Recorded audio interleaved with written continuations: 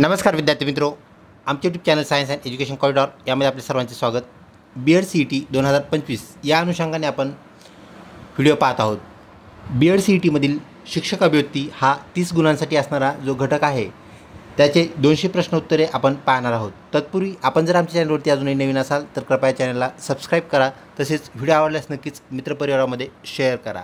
तर चला पाहूया शिक्षक अभिव्यक्ती या अनुषंगाने असणारे 200 महत्त्वपूर्ण प्रश्न। पहिला प्रश्न विद्यार्थी मित्रों, शिक्षकाचे सर्वात महत्त्वाचे कार्य काय आहे? तर शिक्षकाचे सर्वात महत्त्वाचे कार्य अध्यापन कार्य आयोजित करणे म्हणजेच अध्यापन कार्य घडवून आणणे हे त्याचं महत्त्वाचं काम आहे। तर वर्गात व्याख्यान देणे, मुलांची काळजी घेणे आणि विद्यार्थ्यांचे मूल्यमापन करणे हे कार्य जे आहेत ते अनासायस शिक्षकाला करावे लागतात। पुढचा प्रश्न, शिक्षक डॅश डॅश असावा। शिक्षक कसा असायला पाहिजे? तो प्रामाणिक असावा, मेहनती असावा, कर्तव्यदक्ष असावा, वक्तशीर असावा। तर विद्यार्थी मित्रों, तो कर्तव्यदक्ष असल्यास नक्कीच तो प्रामाणिक असेल, वक्तशीर असेल व मेहनती करणारा असेल, म्हणजेच कर्तव्यदक्ष आपलं करेक्ट उत्तर होय। पुढचा प्रश्न, शाळेतील शैक्षणिक गुणवत्तेचा सर्वात महत्त्वाचा सूचक काय आहे? एखाद्या शाळेची शैक्षणिक गुणवत्ता चांगली आहे हे दर्शवतं काय? कोणत्या गोष्टी दर्शवतात? तर शाळेच्या पायाभूत सुविधा, वर्गव्यवस्था, पाठ्यपुस्तके आणि अध्यापन शिक्षण साहित्य आणि विद्यार्थी उपलब्धी पातळी। तर ऑप्शन डी विद्यार्थी उपलब्धी पातळी म्हणजे तेथील विद्यार्थी कशा प्रकारचे आहेत, ते समाजाला कशा प्रकारे उपयुक्त आहेत ही बाब म्हणजेच विद्यार्थी उपलब्धी पातळी। ऑप्शन डी आपलं करेक्ट उत्तर होय। पुढचा प्रश्न, विद्यार्थ्याच्या शिकण्याच्या संबंधित समस्यावर सर्वोत्तम उपाय काय आहे? तर ग्रंथालयातील पर्यवेक्षी अभ्यास म्हणजेच विद्यार्थ्यांना जो सुपरवाइज स्टडी आपण ज्याला म्हणत असतो, तर तो अभ्यास विद्यार्थ्यांच्या शिकण्याच्या संबंधित समस्यावर सर्वोत्तम उपाय आहे। पुढचा प्रश्न, तुम्हाला काही विद्यार्थिनी शिक्षक दिनाच्या शुभेच्छा देतात, तुम्ही काय कराल? तर विद्यार्थिनीने दिलेल्या शिक्षकांना ज्या शुभेच्छा आहेत आपल्याला धन्यवाद असं म्हणावे लागेल। सेम टू यू आपण इतर शिक्षकांना म्हणू, त्यांना रागवाल आणि काहीही म्हणणार नाही। तर ह्या दोन्ही बाबी चुकीच्या आहेत। तर ऑप्शन सी जो आहे त्यांना धन्यवाद म्हणणं अपेक्षित आहे, गरजेचं आहे। त्यानंतर पुढचा प्रश्न, सेवाअंतर्गत शिक्षकांचे प्रशिक्षण याद्वारे प्रभावी केले जाऊ शकते। तर सेवाअंतर्गत ज्या ट्रेनिंग शिक्षकांना दिल्या जातात त्या अधिक कार्यरत होण्यासाठी काय करणं गरजेचं आहे असा हा प्रश्न। तर ऑप्शन डी प्रशिक्षण झाल्याचा जो नंतर फॉलोअप घेणे, ती जी प्रक्रिया म्हणजे प्रशिक्षणामध्ये ज्या ज्या गोष्टी त्यांना शिकवल्यात त्या प्रक्रियेचा परत फॉलोअप घेणं हे क्रमपात आहे, गरजेचं आहे। त्यांनी ट्रेनिंगमध्ये घेतलेल्या ज्या प्रक्रिया आहेत, शिकलेल्या प्रक्रिया, त्यांनीच त्याचा वापर कसा केला यामुळे ट्रेनिंग किती सक्सेसफुल झालं हे कळते। पुढचा प्रश्न, बालकामगार प्रतिबंध कायदा 1986 यामुळे काय घडलं आपल्याला सांगायचं आहे। तर दिलेल्या पर्यायामध्ये ऑप्शन ए जो आहे बालकाच्या 14 वर्षापर्यंत सर्व प्रकारच्या बालमजुरी या अंतर्गत काय घालण्यात आली आहे?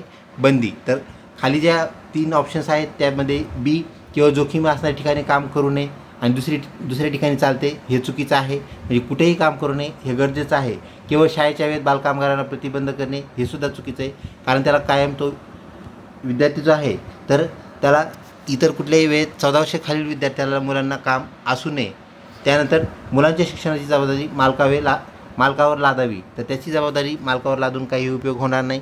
इतर वेळेत शाळेव्यतिरिक्त वेळेत त्याला कामच करावे लागेल। म्हणजे या तिन्ही गोष्टी आपल्याला इथे प्रतिबंधित कराव्या लागतील। तर ऑप्शन ए आपला करेक्ट उत्तर ठरतो। विद्यार्थी मित्रों, आपला जो शिक्षक अभिव्यक्ती शिक्षक कल चाचणी हा जो घटक आहे यामध्ये महत्त्वपूर्ण बाब हीच आहे, जे सर्वाधिक धनत्व दाखवतं म्हणजेच पॉझिटिव्ह उत्तर असेल ते आपल्याला क्रमपातपणे उत्तर निवडावं लागतं। त्यानंतर पुढचा प्रश्न, एकात्मिक शिक्षणाचे यश कशावर अवलंबून आहे? म्हणजे शिक्षणाची जे उद्दिष्ट आहे ते कशावरून ठरते, कशावरून पूर्ण करण्यास मदत होते? तर समुदायाचा म्हणजेच समाजाचा पाठिंबा, त्यानंतर सी अध्यापन जी प्रक्रिया आहे तिचा साहित्याचा उच्च दर्जा आणि शिक्षकांच्या वृत्तीतील बदल। तर ऑप्शन बी पाठ्यपुस्तक जे असतात, पाठ्यपुस्तक ही एक महत्त्वाची भूमिका शालेय शिक्षणात बजावत असतात, त्यामुळे एकदम चांगल्या प्रतीचे पाठ्यपुस्तक असणं क्रमपात असतं, गरजेचं असतं। त्यामुळे जास्त शासन यावरती खर्च करत असतं। पाठ्यपुस्तकची बांधणी, पाठ्यपुस्तक त्यामध्ये असणारे जे आशय घटक आहेत ते परफेक्टली मांडलेले असतात, जास्तीत जास्त चांगले करण्याचा प्रयत्न केलेला असतो। ऑप्शन बी करेक्ट उत्तर होय। पुढचा प्रश्न, शालेय शिक्षणाची गुणवत्ता केवळ यावरून अवलंबून असते। तर शालेय शिक्षणामध्ये शिक्षकांची जी पात्रता आहे ती फार गरजेची आहे, तर शिक्षणाची गुणवत्ता यावर ठरते। ऑप्शन डी आपलं करेक्ट उत्तर होय। पुढचा प्रश्न, मूलभूत शिक्षणाची कल्पना कोणी मांडलेली आहे? तर मूलभूत शिक्षणाची कल्पना ही महात्मा गांधी यांनी मांडलेली आहे. त्याला मूल उद्योगी शिक्षण असंही म्हटलं जातं. ऑप्शन सी आपलं करेक्ट उत्तर होय. व्हिडिओ आवडत असल्यास नक्कीच लाईक करा. मित्रपरिवारामध्ये शेअर करण्यास कुठलीही अडचण नाही. पुढचा प्रश्न, विद्यार्थ्याचा गृहपाठ तपासण्यासाठी सर्वोत्तम पद्धत कोणती आहे ते आपल्याला सांगायचे आहे. वर्गातील हुशार विद्यार्थ्यांना ते काम सोपवावं हे चुकीचं आहे. त्यानंतर वर्गातील उत्तरे गट पद्धतीने म्हणजे विद्यार्थ्याकडे गट करून त्यांच्याकडे वह्या देणं आणि तपासणं तेही चुकीचं आहे. नमुना उत्तराच्या मदतीने म्हणजे त्यांना आन्सर की द्यायची आणि उत्तरं तपासा सांगणं हेही चुकीचं आहे. तर ऑप्शन डी जे आहे, शिक्षकांनी स्वतः नियमितपणे त्यांचा गृहपाठ तपासणं क्रम पाहत आहे आणि तेच गरजेचं आहे. पुढचा प्रश्न, शाळेमध्ये विद्यार्थ्यांसाठी कालबद्ध चाचणी कार्यक्रम राबवण्यात यावा. तर वेळोवेळी त्यांची चाचणी घ्यायला पाहिजे. घटक चाचणी असेल, त्रैमासिक असेल किंवा 6 महिने असेल, या परीक्षा घ्यायला पाहिजेत, चाचणी घ्यायला पाहिजेत. कशामुळे?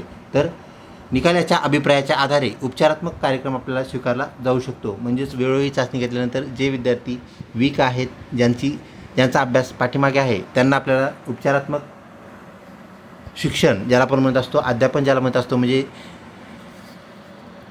उपचारात्मक अध्यापन करण्यास आपल्याला वाव मिळेल आणि त्यातून त्या विद्यार्थ्यांची जी अभ्यास जो त्यांचा मागे राहिलेला आहे तो त्यांना त्यांच्यासमोर आणता येईल आणि सर्व विद्यार्थी सोबत जाऊ शकेल. पुढचा प्रश्न, मुले अभ्यासक्रमातील भाग आत्मसात करून दैनंदिन जीवनात वापरतात हे डॅश डॅश होय. ते कशाचं सूचक आहे, काय दर्शवते? तर जीवन कौशल्य ते आत्मसात करत आहेत हे दर्शवते. ऑप्शन सी आपलं करेक्ट उत्तर होय. प्राथमिक शिक्षणातील करदात्यांच्या योगदानाचे स्वरूप डॅश डॅश आहे. तर शिक्षक कुठल्या पद्धतीने कर भरतात असा हा प्रश्न. तर शैक्षणिक उपकर त्यांच्यावरती तो लागलेला असतो. ऑप्शन डी आपलं करेक्ट उत्तर ठरते. मुलींच्या शिक्षणाला आपण प्राधान्य दिलं पाहिजे. कशामुळे दिलं पाहिजे? तर ए, मुलांच्या तुलनेत मुली जास्त हुशार असतात. बी, मुलांपेक्षा मुलींची संख्या कमी आहे. पूर्वीच्या काळी मुलीमध्ये मुलांच्या बाजूने भेदभाव केला जात असे. तर डी जे आहे हे आपलं करेक्ट उत्तर ठरते. कशामुळे? तर मुलीलासुद्धा सामाजिक बदलासाठी नेतृत्व करण्यास मुली पूर्णपणे सक्षम असतात. त्यांनाही आपण सुविधा तसेच संधी दिल्यास त्या नक्कीच त्याचा उपयोग करून समाजात पुरुषाबरोबरची मुलाबरोबरची भूमिका त्या बजावतात. ऑप्शन डी आपलं करेक्ट उत्तर. एकात्मिक शिक्षणाचे यश कशावर अवलंबून असते? तर पाठ्यपुस्तकाची निष्पत्ती. तर पाठ्यपुस्तकातून बाहेर काय पडते, पाठ्यपुस्तकाचा जो समरी आहे त्यातून बाहेर पडणारा जो सार आहे यावरही आपलं जे शिक्षणाचं उद्दिष्ट आहे ते पूर्ण करण्याचं यश अवलंबून असलेलं आपल्याला पाहायला मिळतं. पुढचा प्रश्न, मुलांचा अभ्यास न झाल्याने ते घटक चाचणी देण्यास नकार देत आहेत. आपली भूमिका काय असली पाहिजे? तर आपण त्यांना समजून सांगायचं की त्यांचं जे मनोबल आहे ते आपण दैवत ठेवायचं आणि त्यांना सांगायचं की तुम्ही चाचणीत सामोरे जा आणि चाचणीत सामोरे गेल्यानंतर तुमचा जितका अभ्यास झाला तितके गुण तुम्हाला नक्कीच मिळतील. त्यामुळे चाचणीला निव्वळ घाबरून ते तसे करण्यास मनाई कराल, म्हणजे चाचणी नाही द्यायची तर देऊ नका किंवा काही हरकत नाही असं आपण म्हणायचं नाही. तर ऑप्शन सी आपलं करेक्ट उत्तर ठरते. वर्ग प्रतिनिधीसाठी कोणाची निवड करावी? तर कुठल्या विद्यार्थ्याला आपण मॉनिटर कराल? हुशार विद्यार्थ्याला मॉनिटर कराल, देखण्या म्हणजे चांगल्या दिसणाऱ्या मुलाला एखाद्या मॉनिटर कराल, आवडत्या विद्यार्थ्याला मॉनिटर कराल. तर ह्या तिन्ही बाबी नाही. मॉनिटर करण्यासाठी आपल्याला एक अजून चांगली पद्धती वापरता येते, ती म्हणजेच लोकशाही पद्धतीने मतदान करणे. तर मॉनिटर होण्यासाठी जे इच्छुक विद्यार्थी आहेत त्यांना त्यांची नावं देण्यास सांगावी व इतर मुलांना त्यांना प्राधान्यक्रम देण्यास सांगावे व त्याप्रमाणे आपल्याला लोकशाहीची जी संकल्पना आहे ती त्यांच्यात दृढ करता येईल. मतदान कसे होते हेही त्यांना कळेल आणि एक चांगला मॉनिटर आपल्या क्लासला मिळेल. ऑप्शन डी आपलं करेक्ट उत्तर ठरेल. पुढचा प्रश्न, शाळा सुटल्यानंतर मुले गलका म्हणजेच ओरडणे, आरडाओरड करणे गलका करतात तर आपली त्यावरती प्रतिक्रिया आणि उपाययोजना काय असेल? तर मुलांना शिस्तीचे आपण महत्त्व त्या सर्व मुलांना थांबून घ्यायचं जे मुलं ओरडत होती आणि त्यांना शिस्तीचं महत्त्व पटवून त्यांच्यात मत परिवर्तन करणं आपल्याला गरजेचं आहे. शिक्षा करणं चुकीचं, त्यांच्याकडे दुर्लक्ष करणं हेही चुकीचं आणि मुख्याध्यापकाचं काम आहे ते आपण करू नये. तर शिक्षकांनी समन्वयाने हे काम केल्यास मुख्याध्यापकांनाही व्यवस्थित त्यांचं काम हँडल करता येईल आणि इतर ज्या बाबी आहेत अजून चांगल्या पद्धतीने मुख्याध्यापक करू शकतात. तर मुलांना शिस्तीचे महत्त्व सांगणं गरजेचं आहे, त्यांना धडे देणं गरजेचं. पुढचा प्रश्न, तुम्ही शिक्षक आहात, शाळेत जाण्यास उशीर झाला, मुख्याध्यापकांना आपण काय कारण सांगाल, काय एक्सप्लेनेशन द्याल? तर उशीर झाल्याचे खरं कारण सांगणं क्रम पाहत आहे. गाडी पंक्चर झाली असेल तर झाली असं सांगणं गरजेचं आहे. न होता पंक्चर होणं सांगणं चुकीचं. आई आजारी नाही आहे तरी पण आपण सांगितलं आई आजारी, चुकीचं.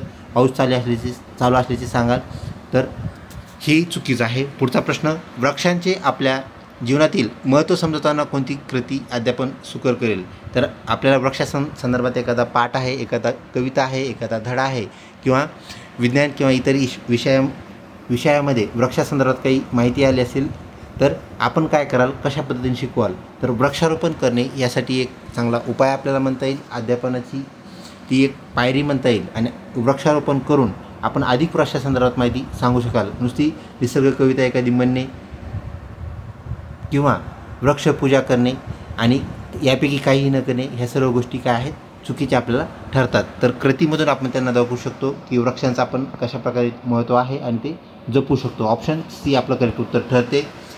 एक पालक तक्रार करतात, माझ्या मुलाला नेहमी कमी मार्क पडतात, तुम्ही त्यांना काय सांगाल? तर आपलं उत्तर काय असेल, आपलं एक्सप्लेनेशन काय असेल? तर कृतीनुसार विद्यार्थी सुधारतो आहेत हे दाखवण्यासाठी आपल्याला त्याचा आलेख दाखवावा लागेल. म्हणजेच त्याच्या पाठीमागचे पहिल्या टेस्टचे मार्क असतील, दुसऱ्या टेस्टमध्ये कशी त्याच्यामध्ये इम्प्रूव्हमेंट झाली, तसेच त्याच्या उत्तरपत्रिका दाखवल्यास नक्कीच पालक त्याप्रमाणे आपल्याला प्रतिक्रिया देतील.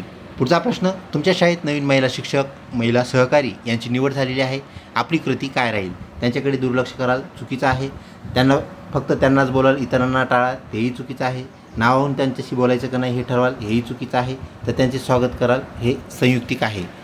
पुढचा प्रश्न, एक 5वी येथेतील म्हणजे 5वीच्या वर्गातील एक विद्यार्थी मुलीसोबत डबा खातो, तुम्ही काय कराल? तर मुलीमध्ये तो मुलगा फक्त एकटाच मुलगा मुलीसोबत डबा खातो, इतर मुले स्वतंत्र डबा खातात, तर तुमची भूमिका काय असेल हे आपण सांगायचं आहे. तर त्याला समजावून वर्गातील मुलासोबत डबा खाण्यास सांगा, ही करेक्ट आपली कृती असणार आहे. मुलगा मुलगी एक समान माला आणि फक्त एकच मुलगा त्या मुलीसोबत डबा खातोय हे आपल्याला चुकीचं ठरेल. मुलींना डबा खाऊ द्या का किंवा मुलींना रागवाल हे पण चुकीचं आहे. मुलाला रागवणे हे सुद्धा चुकीचं आहे. त्या तिन्ही कृती चुकीच्या ठरतात. तर पहिली जी कृती आहे त्या मुलासोबत म्हणजे इतर मुलांसोबत डबा खाण्यास सांगणे आपलं गरजेचं आहे आणि त्यात परिवर्तन घडवणं गरजेचं आहे. पुढचा प्रश्न, काही मुले जेवणानंतर वरांड्यात कचरा टाकतात, आपली काय म्हणणं आहे, आपलं काय सांगणं आहे शिक्षक म्हणून? तर स्वच्छतेचं महत्त्व त्यांना पटवून द्यावं लागेल. अस्वच्छतेमुळे होणाऱ्या ज्या बाबी आहेत, अडसर आहेत, तसेच रोगराई इतर बाबीबद्दल त्यांना माहिती सांगून त्यांच्यात मत परिवर्तन घडवण्यास आपण सक्षम असलं पाहिजे. शाळेची गुणवत्ता कशावरून कळते? तर मुलांचा सर्वांगीण विकास, कशाप्रकारे त्या शाळेतील मुले यशस्वी ठरतात, सामाजिकरित्या, त्यानंतर भावनिक, मानसिक सगळ्या बाबीमध्ये ते कसे इतर शाळेपेक्षा सरस आहेत किंवा चांगले आहेत हे यावरून ठरते की त्या शाळेची गुणवत्ता आपल्याला कशाप्रकारे आहे. तर या दिलेल्या उपरोक्त ऑप्शनमध्ये ऑप्शन सी आपलं करेक्ट उत्तर होईल.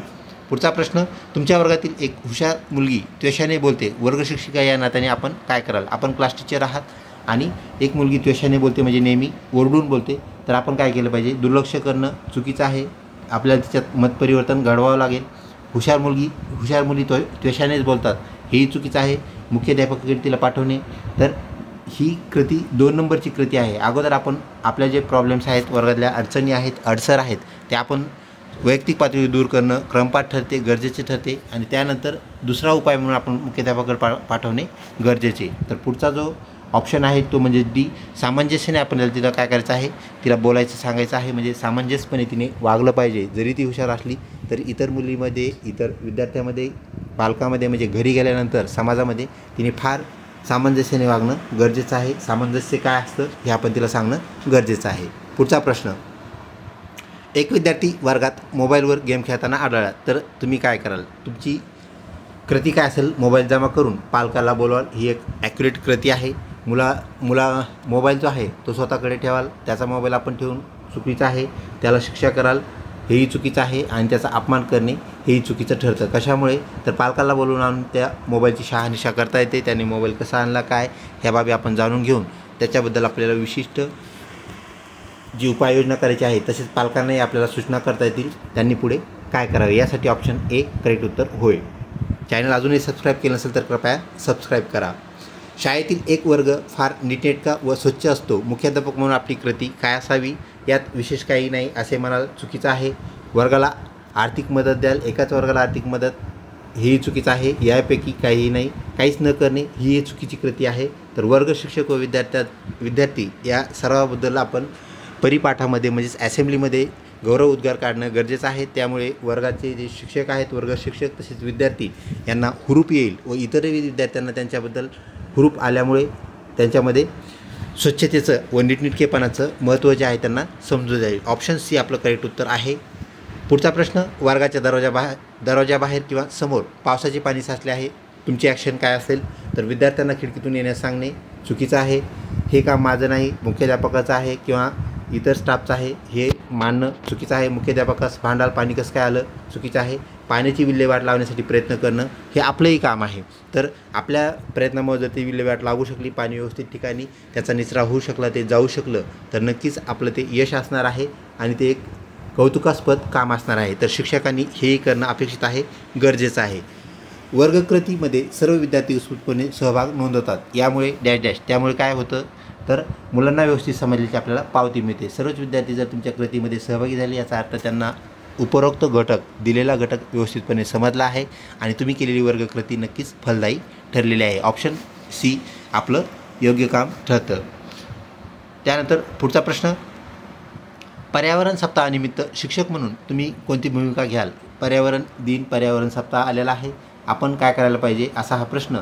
तर शालेय आवारात वृक्षारोपण करणे हे अत्यंत गरजेचं आहे. तर 5 जून आणि त्या अनुषंगाने असणारा सप्ताह हा वृक्ष सप्ताह म्हणजेच पर्यावरण सप्ताह आपण साजरा करत असतो.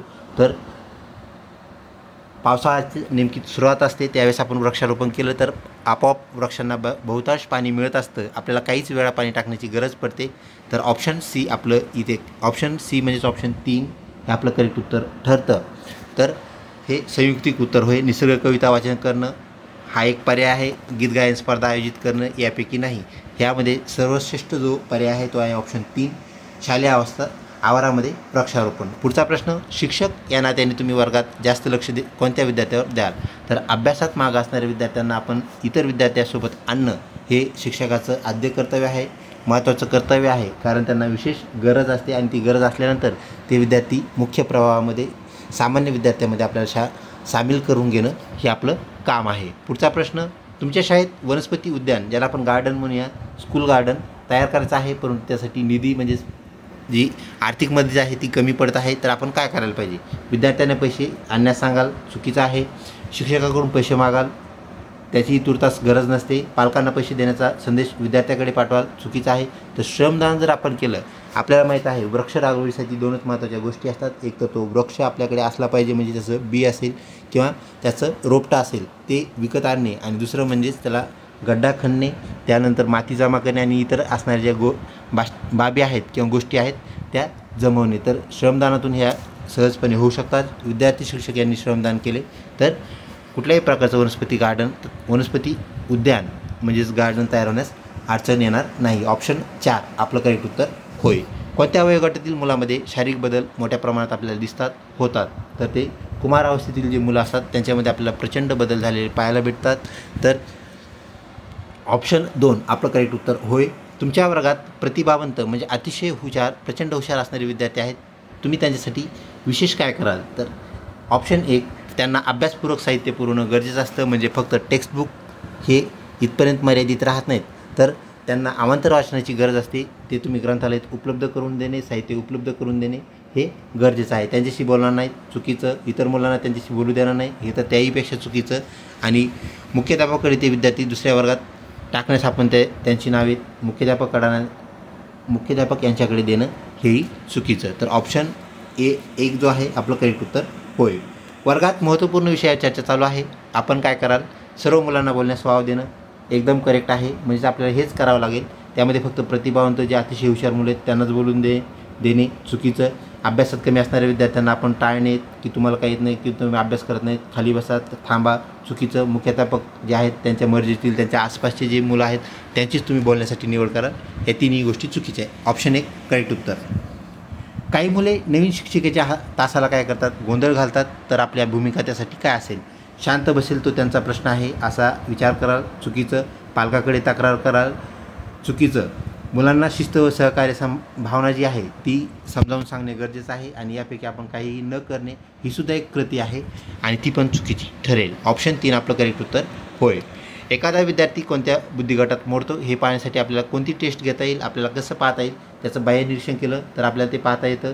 बुद्धिमत्ता चाचणी घेतली त्यातूनही ते आपल्याला शोधता येतं. त्याचा पूर्व इतिहास मागील त्याची हिस्ट्री जर पाहिली, ॲकॅडमिक हिस्ट्री आपण त्याला म्हणतो, तर तेही आपलं योग्य ठरतं. तर ऑप्शन डी जो आहे, आपल्याला कुठपर्यंत पोहोचायचं आहे, तर त्याच्या बुद्धिगटापर्यंत पोहोचायचं आहे. हे तिन्ही करून आपण पोहोचू शकतो. हे सर्व करेक्ट उत्तर.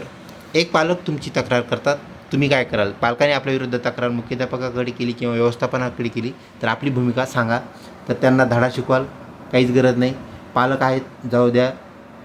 तर पालकाचं चुकीचं असेल तर त्यांनाही आपण समज देणं गरजेचं आहे. जाऊ द्या म्हणणं चुकीचं. खुलासा कराल तर आपण खुलासा करणं गरजेचं आहे. म्हणजे पालक ज्याबद्दल आपली तक्रार करत आहेत ते खरंच आहे का, त्याची शहानिशा खुलासा आपलं उत्तर देणं गरजेचं आहे. म्हणजे खुलासा देणं करेक्ट होय. तर यापैकी काही नाही करणार, हेही जमणार नाही. पुढचा प्रश्न, मतिमंद विद्यार्थ्यासाठी मुख्याध्यापक नात्याने आपली भूमिका काय असायला पाहिजे? तर शालेय सुविधा पुरवणं त्यांना गरजेचं तर आहेच आहे. त्यानंतर शैक्षणिक सुविधा पुरवणं, त्यांच्यासाठी शैक्षणिक सुविधा ह्या इतर शाळेपेक्षा वेगळ्या असतात. कारण मतिमंद विद्यार्थी जे आहेत त्यांच्यासाठी स्पेशल एज्युकेशन ज्याला आपण म्हणत असतो, विथ मशिनरीज असतात, विविध साहित्य त्यांना इतर विद्यार्थ्यापेक्षा, सामान्य विद्यार्थ्यापेक्षा वेगळे असते. म्हणजेच ऑप्शन डी आपल्याला करावं लागेल. हे दोन्ही पण करणं गरजेचं आहे. म्हणजे ए आणि सी आपलं करेक्ट उत्तर ठरते. तर ऑप्शन डी आपले येथील उत्तर होय. काही विद्यार्थ्यांनी डब्बा धुताना जास्त पाणी वाया घालवतात, अशी काही तक्रार आपल्याकडे आलेली आहे. आपली भूमिका काय आहे? तर पाण्याचे महत्त्व ज्या मुली जास्त पाणी सांडतात त्यांना सांगणं गरजेचं. ऑप्शन सी करेक्ट उत्तर होय. पुढचा प्रश्न, तुमच्या शाळेत एक विद्यार्थी ऑलिम्पिकमध्ये पदक पटकावतो, आपलं काय करायला कर्तव्य आहे? कोणत्या नात्याने? तर मुख्याध्यापक या नात्याने. आपण मुख्याध्यापक आहात, आपण काय करावं? तर त्याच्या घरी जाऊन त्याचा सत्कार करावा. तितकंसं क्रमपात नाही आहे, म्हणजे चुकीचं. त्याच्या पालकासह परिपाठात म्हणजेच असेंब्लीमध्ये त्यांना बोलावून सत्कार करणं हे गरजेचं आहे. कारण इतर विद्यार्थ्यांना त्यांची प्रेरणा मिळेल. त्यानंतर व्हॉट्सअपवरती नुसतं स्टेटस ठेवणं हे सुद्धा चुकीचं आणि यापैकी काहीच न करणं. तर ऑप्शन बी आपलं करेक्ट उत्तर ठरतं. पुढचा, 150 बुद्ध्यांक असणारा विद्यार्थी तुमच्या वर्गात आहे, तो खालीलपैकी कोणत्या गटात बसेल? तर तो अतिशय चांगला असणारा तो बुद्ध्यांक होय, अतिहुशार या गटात तो असणार आहे. पुढचा प्रश्न, खालीलपैकी कोणत्या विद्यार्थी घटकाचे मूल्यमापन केले जाते? तर साध्य झालेली शैक्षणिक उद्दिष्टे जे आहेत त्याच घटकाचं आपल्याला मूल्यमापन करता येतं. तर ऑप्शन बी आपलं करेक्ट उत्तर. शिक्षण ही कशी प्रक्रिया आहे? तर शिक्षण ही न थांबणारी निरंतर चालणारी प्रक्रिया आहे. ऑप्शन डी आपलं करेक्ट उत्तर होय. विद्यार्थ्यांनी शिक्षकांशी कसे वागायला पाहिजे? तर विद्यार्थ्यांनी शिक्षकाशी नेहमी आदरानेच वागायला पाहिजे, द्वेषाने नाही, प्रेमानेही नाही. कारण ते काय आपले मित्र नाही आहेत, तर ते आदराने त्यांनी आपल्याशी वागलं पाहिजे. ऑप्शन सी आपलं करेक्ट उत्तर असते. पुढचा प्रश्न, किशोरावस्थेतील विद्यार्थ्यांना कोणत्या रुची असतात, त्यांना काय आवडतं? तर पौगंडावस्थेच्या अगोदरची ही आपल्याला कंडिशन पाहायला मिळते. त्या मुलामध्ये हा बदल जो आहे तर त्यांच्यामध्ये होणारा जो बदल आहे तर त्यांच्या निवडीसुद्धा बदलणाऱ्या आपल्याला पाहायला भेटतात. चंचलता त्यांच्यामध्ये अधिक असते. व्यावसायिक आकर्षण त्यांना असतं. त्यांना वाटतं आज आपण डॉक्टर व्हायला पाहिजे, तर उद्या त्यांना वाटतं आपण इंजिनियर व्हायला पाहिजे. लगेच त्यांचा वैयक्तिक ज्या आवडीनिवडी आहेत त्याही बदलत जातात. सामाजिक आवडीनिवडीसुद्धा त्यांच्या बदलत जातात. तर ते किशोरावस्था संपेपर्यंत आपल्याला ह्या बाबी झालेल्या पाहायला मिळतात. तर यापैकी सर्व गोष्टी त्यांच्यासोबत घडत असतात. तर ह्यात सर्वच त्यांच्या बदलणाऱ्या चंचल असणाऱ्या आवडीनिवडी होय. यापैकी सर्व करेक्ट उत्तर होय. विद्यार्थ्याचा शारीरिक आणि मानसिक विकास जो आहे सर्वाधिक कोणत्या विकास टप्प्यामध्ये आपल्याला घडलेला पाहायला मिळतो? तर तो आहे पौगंडावस्था. तर पौगंडावस्थेमध्ये मुलांचा सगळ्यात जास्त शारीरिक मानसिक बदल आपल्याला त्याच्यामध्ये झालेले पाहायला भेटतात व समाजाशी जुळून घेताना त्यांना अडचणीसुद्धा आलेल्या आपल्याला पाहायला भेटतात. म्हणजेच पौगंडावस्था आपलं करेक्ट उत्तर होय. एखादा विद्यार्थी डॉक्टर होतो तर एखादा विद्यार्थी इंजिनियर होतो. हे कशामुळे होतं? तर ते त्यांच्या बुद्धीमुळे होतं का? नाही. त्यांच्या सवयीमुळे होतं का? तर नाही. तर त्यांच्या कोणाचा दबाव त्यांच्यावर आहे त्यामुळे होतं का? तर नाही. तर ते होत असतं फक्त एकाच गोष्टीमुळं, त्यांच्यामध्ये असणारी रुची. म्हणजेच ते डॉक्टरचं जीवन पाहतात, इंजिनियरचं जीवन पाहतात, त्यामध्ये त्यांना काय आवडतं मग ते काहीतरी आपली आवड शोधतात, निवड शोधतात आणि त्यानुसार मॅक्झिमम विद्यार्थी जे आपलं ध्येय अचीव करतात, मिळवतात, तर ती अशी त्यांची रुची. म्हणजे सगळ्यात अगोदर रुची असणं गरजेचं आहे. त्यानुसार आपल्याला ह्या बाबी झालेल्या पाहायला मिळतात. पुढचा प्रश्न, विद्यार्थ्यांचा आंतरिक प्रेरणा म्हणजे त्यांच्या मनाची प्रेरणा आपण म्हणूया. तर आंतरिक प्रेरणा देण्याचे कार्य कोणता घटक करत असतो? तर त्यांचं जे अंतर्मन आहे ते त्यांना सांगत असतं की काय करायचं आहे, कोणती त्यांची कृती असावी, त्यांना कोणत्या मित्रासोबत राहायचं आहे, कोणासोबत कट्टी करायची आहे, कोणासोबत बोलायचं नाही. तर ह्या गोष्टी आपल्याला आंतरिक मनाच्या त्यांच्या चलबिचल भावना होय. पुढचा प्रश्न, विद्यार्थ्यांना चांगल्या सवयीचा काय फायदा होत असतो? तर त्यांच्यामध्ये समायोजन वाढत असतं, त्यामध्ये त्यांच्या कामामध्ये उत्साह राहतो, चांगल्या सवयीमुळे त्यांची एकाग्रता वाढते आणि ह्या सर्व गोष्टी त्याच्यामुळे घडत असतात. म्हणजे ऑप्शन डी आपलं करेक्ट उत्तर होय. पुढचा प्रश्न, खालीलपैकी कोणत्या घटकाचे मूल्यमापन होणे गरजेचं आहे? विद्यार्थ्याचे मूल्यमापन व्हायलाच पाहिजे. आपण वेळोवेळी त्यांच्या चाचण्या घेतो.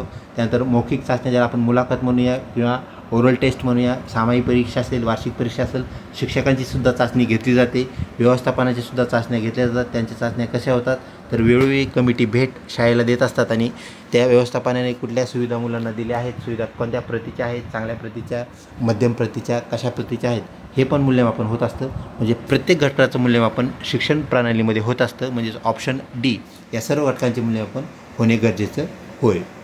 व्हिडिओ आवडत असल्यास नक्कीच लाईक करावे, ज्यातून आमचा हुरूप वाढतो. अजून आपल्याला चांगले व्हिडिओ देणं आमचं क्रमबद्ध कर्तव्य ठरतं. पुढचा प्रश्न, विद्यार्थी मापनाची जी पद्धती आहे तर कोणती आहे, कोणती पद्धती असावी, असा हा प्रश्न. मौखिक परीक्षा घेणं म्हणजे आपण ओरल टेस्ट म्हणूया, चाचणी, घटक चाचणी म्हणा, लेखी परीक्षा, सहामाही वार्षिक परीक्षा, या सर्व पद्धती या मूल्यमापनासाठी उपयुक्त होय. ऑप्शन डी आपलं करेक्ट उत्तर आहे. खालीलपैकी मतिमंद विद्यार्थ्यामध्ये कोणती बाब आढळत नाही असं विचारलेलं आहे. तर त्यांचा बुद्ध्यांक 105 ते 110 नसतो, हे लक्षात घ्या. हा सामान्य बुद्ध्यांक आपल्याला पाहायला भेटतो, त्याच्या खाली त्यांचा बुद्ध्यांक असलेला पाहायला मिळतो. ते मंदगतीने अध्ययन करतात, ही बरोबर गोष्ट आहे. अध्ययनामध्ये त्यांना अडसर असते, म्हणजेच अडचणी असतात आणि हे सर्व इथं उत्तर नाही, कारण पहिला पर्याय जो आहे तो ह्याच्या भिन्न आहे, वेगळा आहे. म्हणून आपलं जे करेक्ट उत्तर आहे इथं ए ठरते, बुद्ध्यांक 105 ते 110. त्यानंतर पुढचा प्रश्न विद्यार्थी मित्रो, विद्यार्थ्यांना सुंदर हस्ताक्षर शिकवण्यासाठी कोणती बाब गरजेची नाही, उपयुक्त नाही. त्यांच्याकडून सराव करून घेतला, अक्षर सुधारेल. तज्ज्ञ मार्गदर्शकाचं मार्गदर्शन जर असेल तर नक्कीच त्यांना अजून त्याच्या हस्ताक्षरामध्ये बदल झालेला पाहायला मिळेल. त्यांना हस्ताक्षर सुधारणे याची जर रुची असेल, अध्ययन रुची असेल, नक्की त्यांचं हस्ताक्षर सुधारेल. पण त्यांना भरपूर आराम करून देणे किंवा त्यांना कमी काम देणे, कमी लिहायला देणे, यामुळे त्यांचं अक्षर सुधारण्यास कोणताही वाव मिळणार नाही. तर हा पर्याय भिन्न आहे. म्हणून आपल्या इथं त्यांनी काय विचारलेलं आहे, कोणती बाब उपयुक्त नाही, नसलेली बाब. तर नसलेली बाब आहे ऑप्शन सी. पुढचा प्रश्न, माध्यमिक स्तरावरील विद्यार्थ्यांना गणित विषय शिकवताना कोणती बाब आपण करायला लावणं हितकारक ठरेल, त्यांच्या उपयोगाचं गरजेचं आहे. एक, त्यांना गणकयंत्राचा वापर करणं सांगणं हे चुकीचं आहे, ते काही गरजेचं नाही. संगणकावरही ते गणित सोडवतील, ही बाब चांगली नाही. तोंडी हिशोब करणं हे सुद्धा चुकीचं आहे, कारण तोंडी हिशोबामध्ये आपल्याला एरर पाहायला मिळते. तर एरर होऊ नये, हा एक महत्त्वाचा गोष्ट असते, बाब असते. तर आकडेमोड करणं शिकणं गणिताच्या बाबतीत त्यांना गरजेचं आहे. तर ते आकडेमोड असते. लेखी म्हणजे त्यांच्या वहीमध्ये असेल, पेन्सिलने असेल किंवा त्या अनुषंगाने ते आकडेमोड करू शकतात आणि जास्तीत जास्त गणितामध्ये प्रावीण्य मिळवू शकतात. ऑप्शन सी करेक्ट उत्तर होय. तुमच्या वर्गातील काही विद्यार्थी म्हणतात आम्हाला समजले नाही, तर आपली ॲक्शन काय असेल, तर त्यांना आपल्याला रिमेडियल टीचिंग म्हणजे पुन्हा एकदा डबल शिकवणं गरजेचं आहे. तर ते फक्त त्यांना शिकवणं गरजेचं आहे, ही बाब महत्त्वाची आहे. ज्या विद्यार्थ्यांना समजलं नाही, आपण त्यांना विशिष्ट वेळेमध्ये थोड्या थांबून सांगून आपण काय करू शकतात, त्यांना रिमेडियल टीचिंग घेऊ शकतात. त्यांच्यासोबत इतर मुलांची रिमेडियल टीचिंग घ्यायची नाही, कारण ज्यांना तो भाग समजला नाही, त्याची इंटेन्सिटी जर जास्त असेल तर आपण त्याप्रमाणे त्यांना विशिष्ट वर्गात घेऊन त्यांची रिमेडियल टीचिंग घेऊ शकता. आणि साधारणपणे एखादा मुद्दा समजला नसेल, ओरली तो त्यांना लगेच समजणार असेल, तर आपण चालू वर्गामध्ये सुद्धा त्यांना सांगू शकतो. परंतु आपलं इथं जे उत्तर आपल्याला ऑप्शन अनुषंगाने दिलेलं आहे, ऑप्शन डी करेक्ट उत्तर होय. तुम्हाला आदर्श शिक्षक पुरस्कार मिळाला, नंतर आपली भावना काय असायला पाहिजे? मी पात्र होतो म्हणून मला मिळणारच होता, चुकीची भावना. इतर शिक्षक त्याच्या लायक नव्हते, चुकीची भावना. गुणवंताचा सन्मान होतच असतो, हे जरी बरोबर असलं तर त्यामुळे पुरस्कार मिळाला असं ठरत नाही. तर आपण काय करणं गरजेचं आहे, आपली कृतज्ञता व्यक्त करणं गरजेचं आहे. बरं, मी माझं काम केलं, याबद्दल माझा सन्मान झाला, याबद्दल आपण कृतज्ञता व्यक्त करणं गरजेचं आहे. ऑप्शन डी आपलं उत्तर. पुढचा प्रश्न, भारतात कोणाची जयंती शिक्षक दिन म्हणून साजरा केली जाते? तर 5 सप्टेंबर आपल्या डॉक्टर सर्वपल्ली राधाकृष्णन, भारताचे दुसरे पंतप्रधान व दुसरे पंतप्रधान नाही, ते प्रेसिडेंट म्हणजे दुसरे राष्ट्रपती व भारताचे पहिले उपराष्ट्रपती डॉक्टर सर्वपल्ली राधाकृष्णन यांची जयंती 5 सप्टेंबर आपण शिक्षक दिन म्हणून संपूर्ण भारतामध्ये साजरा करतो. तर राष्ट्रपती डॉक्टर सर्वपल्ली राधाकृष्णन यांची जयंती ही बाब आपण लक्षात ठेवावी. पुढचा प्रश्न, शालेय स्तरावर राष्ट्रीय सण साजरा करण्याचा उद्देश काय आहे? आपण विविध राष्ट्रीय सण साजरे करत असतो, तर ते आपण का करतो? जसं की 15 ऑगस्ट असेल, 26 जानेवारी असेल आणि त्या राज्यामध्ये विविध जे सण असतात, जसं की 17 सप्टेंबर मराठवाडा मुक्ती संग्राम दिन असेल, त्याप्रमाणचे आपण सण साजरे करतो. तर कशामुळे, यामुळे काय होत असतं, शालेय विद्यार्थ्यावर काय परिणाम पडतो, असा हा प्रश्न.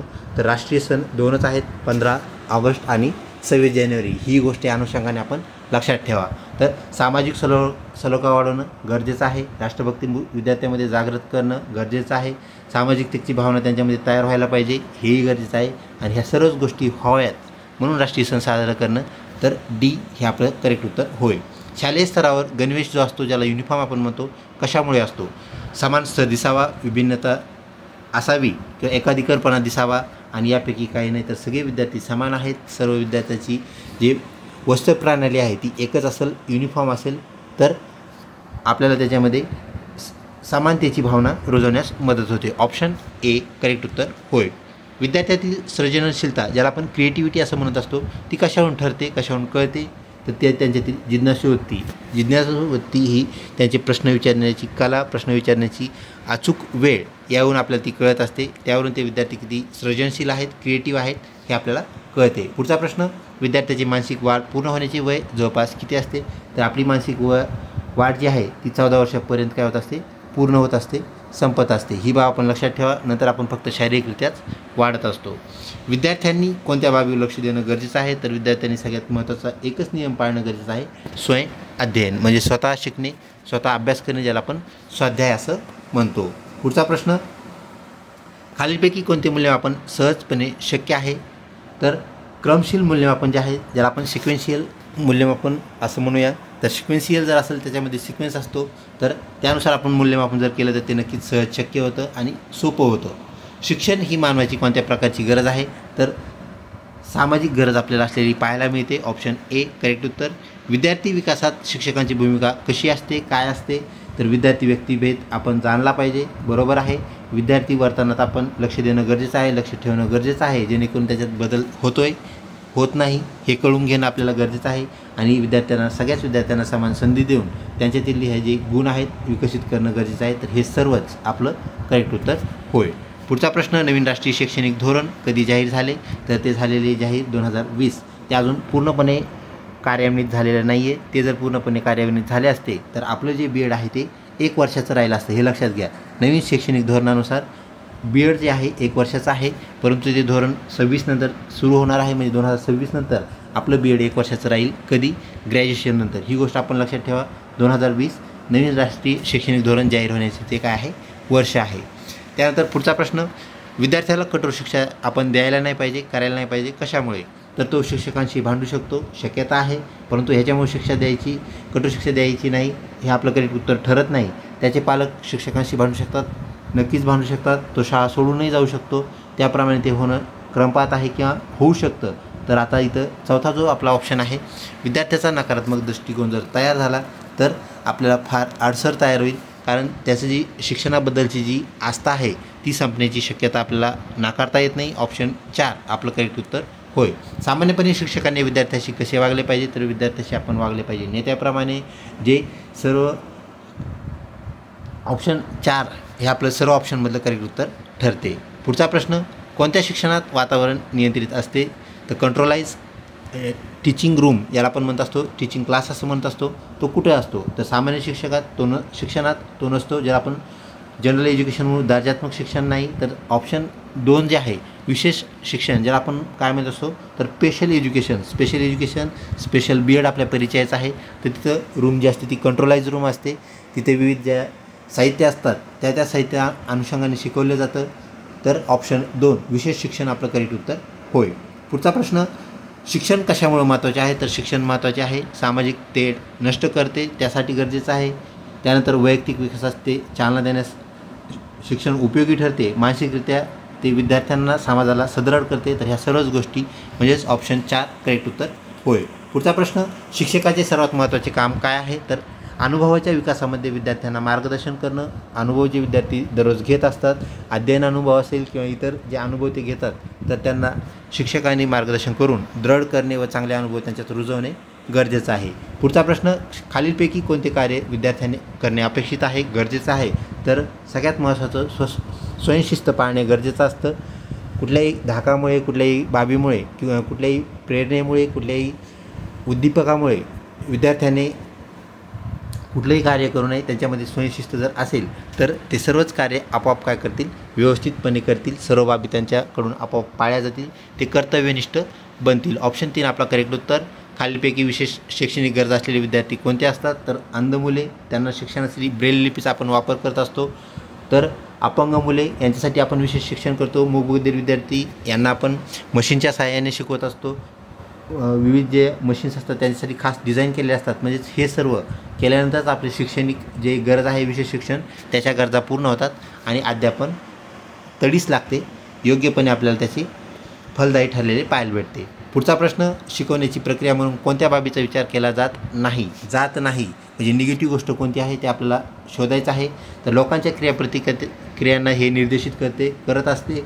विद्यार्थ्याचे पॅटर्न ऐकते. विद्यार्थ्याच्या सर्व बाबी ज्या आहे त्या आपल्याला चेक केल्या जातात आणि त्यानुसार पुढच्या रूपरेषा शिक्षणाच्या पुढचे उद्दिष्ट ठरवले जातात. आणि तरुणांना प्रौढ कल्पना शिकवणे आणि यापैकी नाही. तर जे विद्यार्थी ज्या वयोगटात आहेत त्यांचाच अभ्यासक्रम त्यांना असणं गरजेचं आहे. तर तरुणांना प्रौढ गोष्टी शिकवणं किंवा किशोरवयीन मुलांना कुमारवयीन मुलांच्या गोष्टी शिकवणं ही बाब आपल्याला शिक्षणामध्ये केली झालेली पाहायला मिळत नाही. शिक्षण प्रणालीमध्ये पाहायला मिळत नाही. तर तरुणांच्या गोष्टी तरुणांना शिकवाव्या लागतील. तर ऑप्शन 3 आपलं करेक्ट उत्तर होय. शिक्षणाचे प्रमुख उद्दिष्ट डॅश आहे. तर ते काय आहे? तर विद्यार्थ्याच्या अंगभूत क्षमता किंवा शक्तींचा विकास करणे हे शिक्षकाचे सर्वात महत्त्वाचे कार्य आहे. त्याला प्रेरणा देणे व त्याच्या आंतरिक प्रेरणेला खतपाणी देणं हेही गरजेचं आहे. म्हणजेच काय? तर त्याचा विकास साधण्यासाठी अंगभूत क्षमता तो अजून दृढ करू शकतो, वाढवू शकतो. ऑप्शन 3 करेक्ट उत्तर. पुढचा प्रश्न, प्रत्येक मूल त्याच्या अनोख्या पद्धतीने वाढते. त्याचा मनोविकास कशातून होत असतो? आनुवंशिकता महत्त्वाचं कारण, कृती सहभाग हे एक अजून कारण आणि पर्यावरणानुसार सुद्धा तो विद्यार्थी काय असतो त्याप्रमाणे आपल्याला या बाबीमध्ये सहभागी झालेला पाहायला मिळतो. तर ऑप्शन 4 जे आहे आपलं करेक्ट उत्तर होय. पुढचा प्रश्न, खालीलपैकी शैक्षणिक साधनाचा फायदा कोणता? तर शैक्षणिक साधनाचा जो फायदा आहे ते सगळीकडे वापरण्यासारखे असतात. एखाद्या वर्गामध्ये वापरलेले साधने आपण दुसरीकडे सामाजिक कुठल्याही कंडिशनमध्ये आपल्याला ते वापरता येतात. ऑप्शन 4 करेक्ट उत्तर. कुमारवयीन मुलाला रागावू नये कारण काय आहे? तर पौगंडावस्थेत जे विद्यार्थी जात असतात, कुमारवयीन जे विद्यार्थी असतात तर त्यांना मित्रत्वाची गरज असते. मित्र म्हणून शिक्षकांनी माध्यमिक शिक्षणाने वागणं गरजेचं आहे. त्यांच्या भावना समजून घेऊन लवचिकता आपल्या अध्यापनामध्ये व इतर बाबीमध्ये ठेवली तर नक्कीच त्यांना चांगले वाटते. म्हणजेच त्यांना रागावू नये हे होय. पुढचा प्रश्न, तुमचे बहुतांश विद्यार्थी मंदगतीने अध्ययन करायला लागलेत. तुम्ही काय करायला पाहिजे? तर आपण काय करायला पाहिजे? आपलीसुद्धा अध्यापनाची गती थोडी कमी करणं गरजेचं आहे. म्हणजे आपण त्याच्यावर थोडं कंट्रोल करणं गरजेचं आहे. अध्यापनाची गती मंद करणं गरजेचं आहे. आणि सर्व विद्यार्थी जोपर्यंत आपल्यासोबत येत नाहीत, आपल्या पॉईंटसोबत ते समरस होत नाहीत तिथपर्यंत त्यांना आपण घेऊन जाणं गरजेचं आहे. मंद अध्यापन करणं गरजेचं आहे. हळूवार अध्यापन करणं गरजेचं आहे. काही उद्धट मुलांनी तुमच्याबद्दल अपशब्द भिंतीवर लिहिले आहेत. आपली प्रतिक्रिया काय असेल तर त्यांना जे गैरवर्तन त्यांनी केलेलं आहे ते लक्षात आणून द्या आणि त्याबद्दल त्यांना समज द्या की गैरवर्तन झालेलं आहे, हे तुम्ही कसं सुधारू शकता आणि ह्यापासून कसं दूर जाऊ शकता हे आपण त्यांना समजावणे गरजेचे आहे. अभ्यासक्रम डॅश लक्षात घेऊन तयार केलेला असावा. तर तो मुलांच्या क्षमता, कोणत्या मुलांसाठी तो अभ्यासक्रम आहे त्यांच्या क्षमता ओळखा, त्यानुसार त्यांना झेपल एवढाच अभ्यासक्रम तयार करताना नक्कीच लक्षात घेतलेलं असतं. त्या मुलांना काय अभ्यासक्रमात द्यायला पाहिजे, रुची, लहान मुले जे असतात चित्रकला, रंग त्यांना आवडत असतात, छोटे छोटे प्राणी याबद्दल त्यांना आकर्षण असते, तर त्यांच्या गरजा लक्षात घेऊनच अभ्यासक्रम सेट केलेला असतो, तयार केलेला असतो. मुलांच्या क्षमता, गरजा लक्षात घेणं गरजेचं. पुढचा प्रश्न, एक नवीन आलेला शिक्षक ज्याच्या वर्गात कोणतरी गैरवर्तन केलेलं आहे तर गैरवर्तन केल्यानंतर शिक्षकाने कसं वागायला पाहिजे, म्हणजे ज्याची बदली झाली किंवा नियुक्ती झाली आहे आणि गैरवर्तन मुलांनी केलं तर त्याने काय करायला पाहिजे, त्याची गुण सुधारणे, स्वतःमध्येही एखादा दोष असू शकतो, तो दोष त्याने सुधारणे आणि सगळ्यासोबत चांगल्या प्रकारे व्यक्त होणं गरजेचं आहे. त्या विद्यार्थ्यासोबत व्यक्त होणं गरजेचं आहे जेणेकरून विद्यार्थी परत गैरवर्तन करणार नाही किंवा काही अडचण येणार नाही. पुढचा प्रश्न, शिक्षकाच्या भूमिकेत डॅश असावा. शिक्षक कसा असावा, त्याची भूमिका काय असावी, तर नेतृत्व गुण त्याच्यामध्ये असायला पाहिजे. त्याने सक्षमपणे विद्यार्थ्यासमोर स्वतःला काय केलं पाहिजे, सादर केलं पाहिजे. पुढचा प्रश्न, शाळेच्या मुख्याध्यापकांनी सर्वांशी कसे वागायला पाहिजे, तर सामंजस्याने वागणे गरजेचं आहे. त्यांच्यामध्ये लवचिकता असणं गरजेचं आहे, कठोरता पण असायला पाहिजे, सर्वच गोष्टी त्यांच्यात असायला पाहिजेत. म्हणजेच एक कसरत आपण म्हणूया, दोरीवरची कसरत ही मुख्याध्यापकांची असते, ती त्यांनी सामंजस्याने पाळली पाहिजे. पुढचा प्रश्न, एक मुलगा लिहिताना नेहमी उभा राहतो, आपली ॲक्शन काय असायला पाहिजे, तर त्याला पहिल्या बेंचवर आधी बसून घ्या. बसून घेतल्यानंतर आपल्याला कळेल त्याची नेमकी अडचण काय आहे, त्याला दुरून दिसत नाही का अडचण काय आहे, त्याला बेंचवर उभं करायचं सांगणं चुकीचं, त्याला वर्गाबाहेर जा म्हणणं अतिशय चुकीचं, त्याला डोळ्याचे ऑपरेशन, आपण डॉक्टर नाही आहेत डायरेक्ट आपण म्हणणं ऑपरेशन करून घे डोळ्याचं, हेही चुकीचं. तर त्याला पहिल्या बेंचवर बसून घ्या, त्याची कृती कशी राहते, तो परत उभा राहतो का, पाहता फळ्याकडे पाहताना त्याला काही अडचण येते का ते पहा. त्याला जर फळ्याकडे पाहताना अडचण येत नसेल, व्यवस्थित त्याला दिसत असेल आणि व्यवस्थित वेळेत तो लिहित असेल तर नक्कीच त्याला काय होत होतं तर दूरून दिसत नव्हतं किंवा तो लहान असल्यामुळेही तशी अडचण येऊ शकते. त्या अनुषंगाने आपण काम करणं गरजेचं आहे, आपली ॲक्शन दाखवणं गरजेचं आहे. तर त्याला पहिल्या बेंचवर त्याचा प्रॉब्लेम जर सॉल्व्ह झाला तर काहीच अडचण नाही.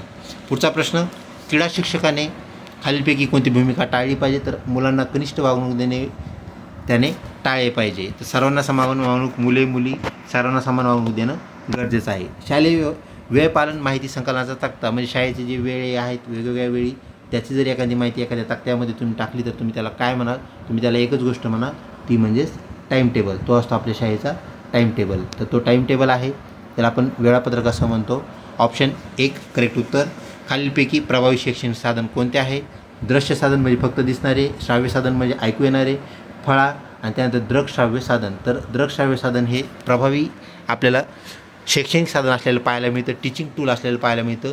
तर ऑप्शन 4 आपलं करेक्ट उत्तर होय. ज्या साधनामधून आवाजही येतो, त्यानंतर ते दिसतं म्हणजे दूरदर्शन संच असेल, मोबाईल असेल, लॅपटॉप असेल किंवा त्या प्रकारच्या गोष्टी ज्या मुलांना आकृष्ट करू शकतात, अध्यापन चांगलं करू शकतात. पुढचा प्रश्न, काही विद्यार्थी वर्गात डबा खातात, उष्टे अन्न राहिलेले अन्न व कचरा वर्गात टाकतात, तर तुम्ही काय कराल. तर त्यांना सगळ्यात आधी स्वच्छतेचं महत्त्व सांगणं गरजेचं आहे आणि त्याप्रमाणे त्यांचं मत परिवर्तन करून घेणं गरजेचं आहे.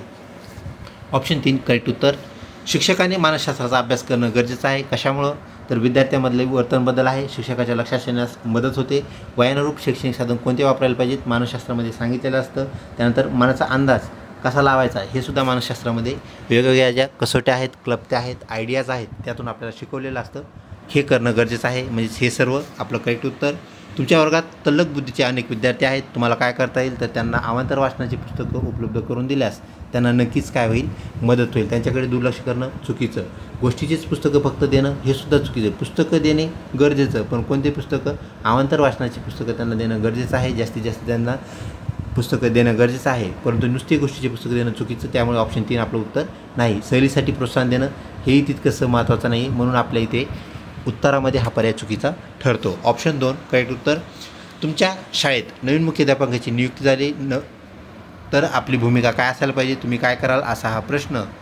तर शक्य ती मदत त्यांना करणं गरजेचं आहे. त्यांची वाहवा करणं, चापलुसी करणं चुकीचं, त्यांची निंदा करणे, त्यांना नाव ठेवणे चुकीचे, त्यांची फजिती कशी होईल याची काळजी घेणे हे सुद्धा चुकीचे. ऑप्शन 4 करेक्ट उत्तर.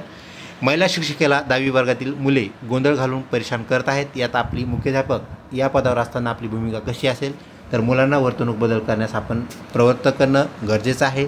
त्यानंतर वर्गाबाहेर मुलांना उभं करणं, त्यानंतर त्या शिक्षिकेला फक्त मुलींचा वर्ग देणं हे चुकीचं आहे. कशामुळे चुकीचं आहे, तर त्या शिक्षिकेने सुद्धा आपल्यासारखंच आपण जसं BEd CETला फॉर्म भरलेला आहे, त्यांनी BEd केलेलं आहे आणि BEdमध्ये शिकवलं जातं वर्ग नियंत्रण कसं असावं. वर्ग नियंत्रणासाठी आपल्याला चांगल्या जास्तीत जास्त ज्या गोष्टी करता येतात त्या कशा करता येतात, व अध्यापन आपलं प्रभावी करून आपला वर्ग कसा नियंत्रित करता येतो हे सुद्धा शिकण्यासाठी आपण सुद्धा BEd करणार आहात. तर आपल्याला सगळ्यात आधी त्यांचं वर्तणूक बदलावी लागेल. विद्यार्थ्यांची वर्तणूक बदलून त्या महिला शिक्षकाला त्यांचं अध्यापन चांगलं करता येईल. ऑप्शन 3 करेक्ट उत्तर.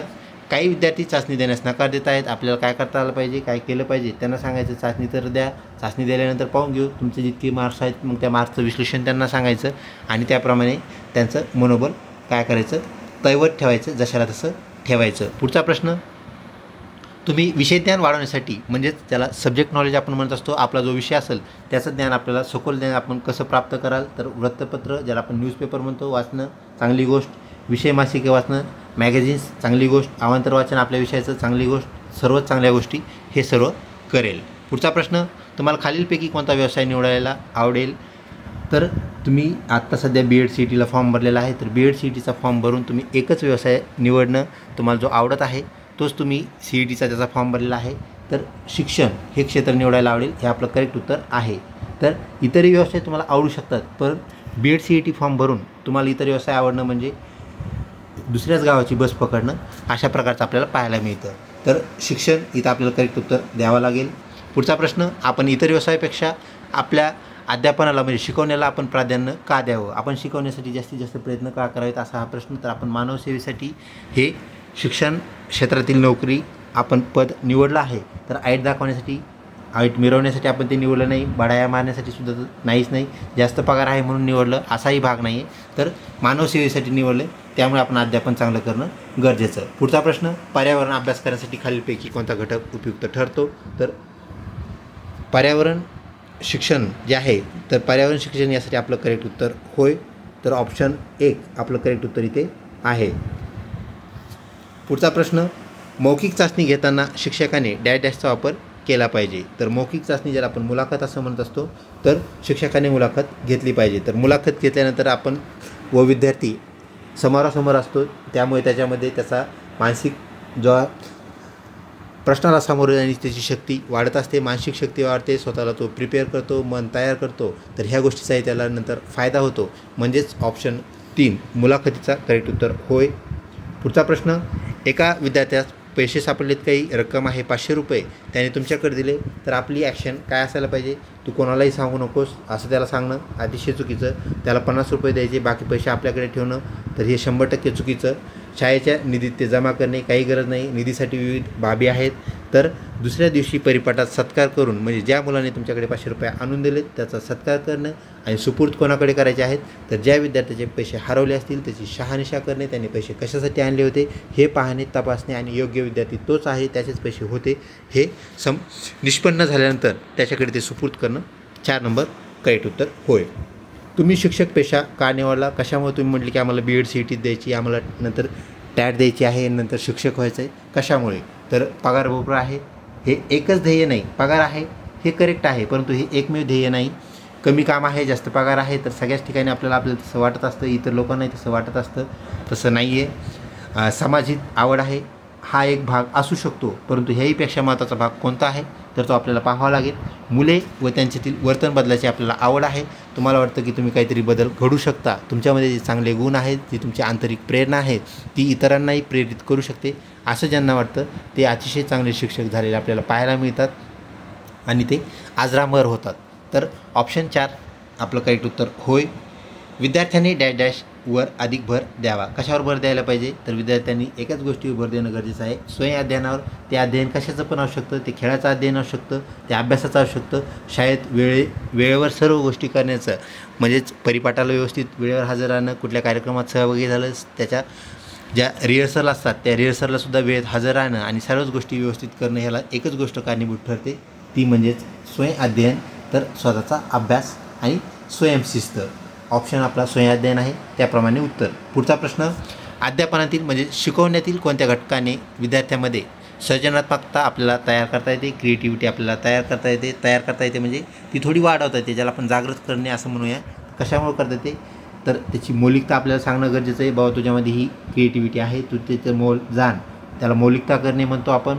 लवचिकता आपल्यामध्ये असली पाहिजे, प्रभावशीलता आपल्याला दाखवता आली पाहिजे त्याला, त्या अनुषंगाने त्याची काय होईल, सरळ जी क्रिएटिव्हिटी आहे त्यामध्ये भर पडेल, वाढ होईल. ऑप्शन 4 हे सर्व करावं लागेल. अध्यापन करताना शिक्षकाचे आद्य कर्तव्य काय असले पाहिजे, त्यांनी सगळ्यात महत्त्वपूर्ण गोष्टी काय केली पाहिजे असा हा प्रश्न.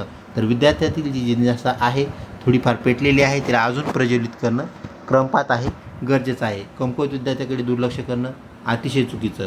उद्धट विद्यार्थ्याची शिक्षा करणं, तर शिक्षा आपण मागील प्रश्नामध्ये पाहिले, शिक्षा आपल्याला सौम्य करणं गरजेचं आहे. आपल्याला करायचं आहे मत परिवर्तन, हे लक्षात घ्या. तर मत परिवर्तन आपल्या सगळ्यात जास्त महत्त्वाचं आहे, गरजेचं आहे, म्हणजे ऑप्शन 2 आपलं चुकीचं उत्तर ठरतो. अभ्यासक्रम संपवणे, अभ्यासक्रम तर संपवतच असतो, आपोआप तो संपतो, हे लक्षात घ्या, परंतु आपल्याला तो व्यवस्थितपणे संपवणे हे गरजेचं आहे. तर विद्यार्थ्यातील जिज्ञासूवृत्ती प्रज्वलित करणे आपलं करेक्ट उत्तर ठरतं. पुढचा प्रश्न, तुम्ही शिकवताना काही विद्यार्थी आपसात बोलत आहेत, कसं काय बोलत आहेत तर तुम्ही काय म्हणाल, लक्ष न देण्याचे सगळ्यात अगोदर त्यांना जाब विचारणं गरजेचं आहे. त्यांना दरडावून त्याबद्दल प्रश्न जर विचारला तर आपल्याला त्यामागील कारण कळू शकेल. एखाद्या वेळेस त्यांना आपल्या अध्यापनातसुद्धा काही त्रुटी असू शकते, आपला आवाज त्यांच्यापर्यंत पोहोचत नसेल, याबद्दल ते एकमेकांना विचारणा करू शकतात, किंवा काही समजत नसेल तरी ते एकमेकांना बोलू शकतात. तर आपल्याला त्यांना सगळ्यात आधी विचारावं लागेल काय झालं बाबा, त्यावेळेस ते आपल्याला सांगतील त्यांची अडचण काय आहे. तर सर्वांना शिक्षा कराल काही गरज नाही, दुर्लक्ष करण्याची तर अजिबात गरज नाही, कारण ह्या काही विद्यार्थ्यामुळे दुर्लक्ष ह्यांच्याकडे केल्यामुळे इतर विद्यार्थ्यांना आवाजामुळे अडचण तयार होईल आणि त्यांनाही समजणार नाही. त्यामुळे दुर्लक्ष करणं बिलकुल कामाचं नाही आहे. तर वर्गातून निघून जाणं म्हणजे हे आपलं अपयश होईल. ऑप्शन 1 करेक्ट उत्तर आहे. पुढचा प्रश्न, एखाद्या विद्यार्थ्याने तुमच्या प्रश्नाचे चुकीचे उत्तर दिले. आपण आता काय कराल तर दुसरा प्रश्न विचारून बरोबर उत्तर काढण्याचा प्रयत्न कराल. म्हणजे त्या अनुषंगाने आपण दुसरा प्रश्न त्याला विचारायचा आणि करेक्ट उत्तरापर्यंत त्याला नेऊन घालायचं आणि नंतर त्याला सांगायचं की उत्तर कसं बरोबर होतं. पुढचा प्रश्न, पुढे शिकवणे चालू कराल. तर पुढचा प्रश्न विद्यार्थी मित्रो, 110 क्रमांकाचा, भारतीय शिक्षण प्रणाली कोणत्या कामाची आहे? ज्ञानधिष्ठित आहे का? तर नाही. ती बुद्धिमत्ता केंद्रित आहे का? बुद्धिमत्ता 100% वाढतेच का कुठलं शिक्षण घेतल्याने? हेही आपल्याला निश्चितपणे सांगता येत नाही. त्यानंतर समाजाला अनुसरून आहे का? तर नाही. तर ती फक्त एकाच गोष्टीकडे आपल्याला घेऊन जाते. तुला टक्केवारी किती पडली? तुला 98% पडले, मला 92% पडले. तर ह्याच्याबद्दल एकच बाब इथं आपल्याला पाहायला मिळते, ती परीक्षाभिमुख आहे, जे की चुकीचं आहे. हे आता हळूवारपणे आपल्याला बदललेलं पाहायला भेटेल. कौशल्य आधारित असलेला अभ्यासक्रम जो आपण आत्ताच वरच्या एका प्रश्नामध्ये पाहिला, तो म्हणजेच 2020चं NEP, ज्याला आपण नॅशनल एज्युकेशन पॉलिसी म्हणतो, त्या धोरणामध्ये आपल्याला बदल झालेला पाहायला मिळतो. कृतीवर आधारित शिक्षण आपल्याला पाहायला मिळतं. कौशल्याला तिथे महत्त्व दिलेलं आपल्याला पाहायला मिळतं. अनेक त्यात एक मोठा मसुदा तो आहे, त्याप्रमाणे आपल्याला बदल जाणवतील आणि ते 2026 नंतर आपल्याला ज्यावेळेस ते लागू होईल त्यावेळेस त्याचे फायदे पाहायला भेटतील. तर परीक्षाभिमुख ते राहणार नाही.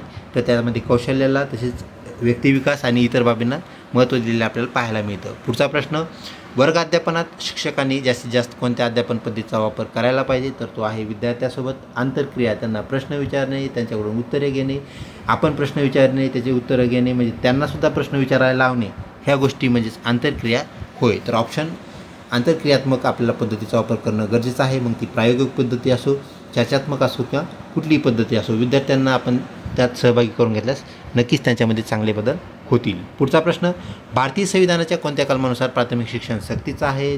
त्यानंतर ते मोफतसुद्धा आहे. तर ते आहे कलम 45 नुसार. ऑप्शन 4 आपलं करेक्ट उत्तर.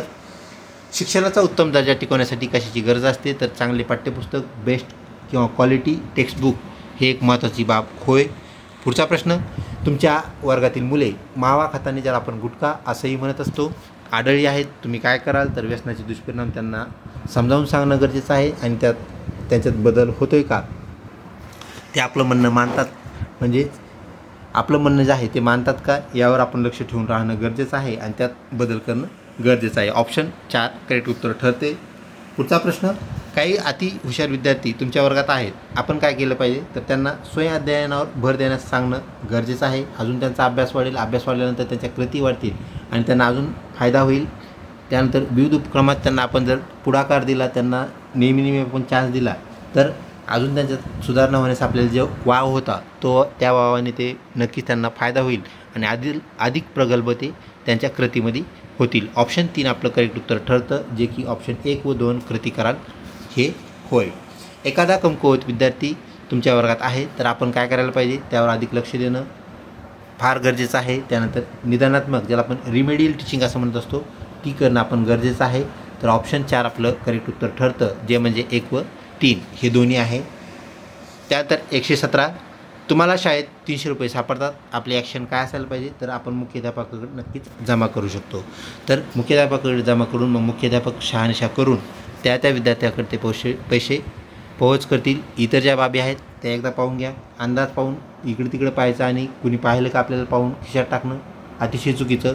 कुणी वाच्यता करण्याची वाट पाहाल तोपर्यंत आपल्या खिशात पैसे ठेवणं ते सुद्धा चुकीचं. आणि काहीच न करणे ही तर एक लक्षात ठेवा, काहीच न करणे ही कोणत्याही प्रश्नाचं आपलं उत्तर ठरणार नाही, कारण ते निगेटिव्ह असलेलं आपल्याला पाहायला मिळतं आणि जास्तीत जास्त पॉझिटिव्हनेस आपल्या उत्तरामध्ये म्हणजेच आपलं उत्तर असलेलं पाहायला मिळतं. काही शिक्षक प्रार्थनेवेळी गप्पा मारतात. मुख्याध्यापक म्हणून आपली ॲक्शन काय असायला पाहिजे? तर ऑफिसमधून त्या शिक्षकांना ऑफिसमध्ये आपण त्यांना बोलवून घ्यायचं आणि फक्त जे बोलत होते तेच तिथं असणं अपेक्षित आहे. त्यांनाच आपण काय करणं गरजेचं आहे?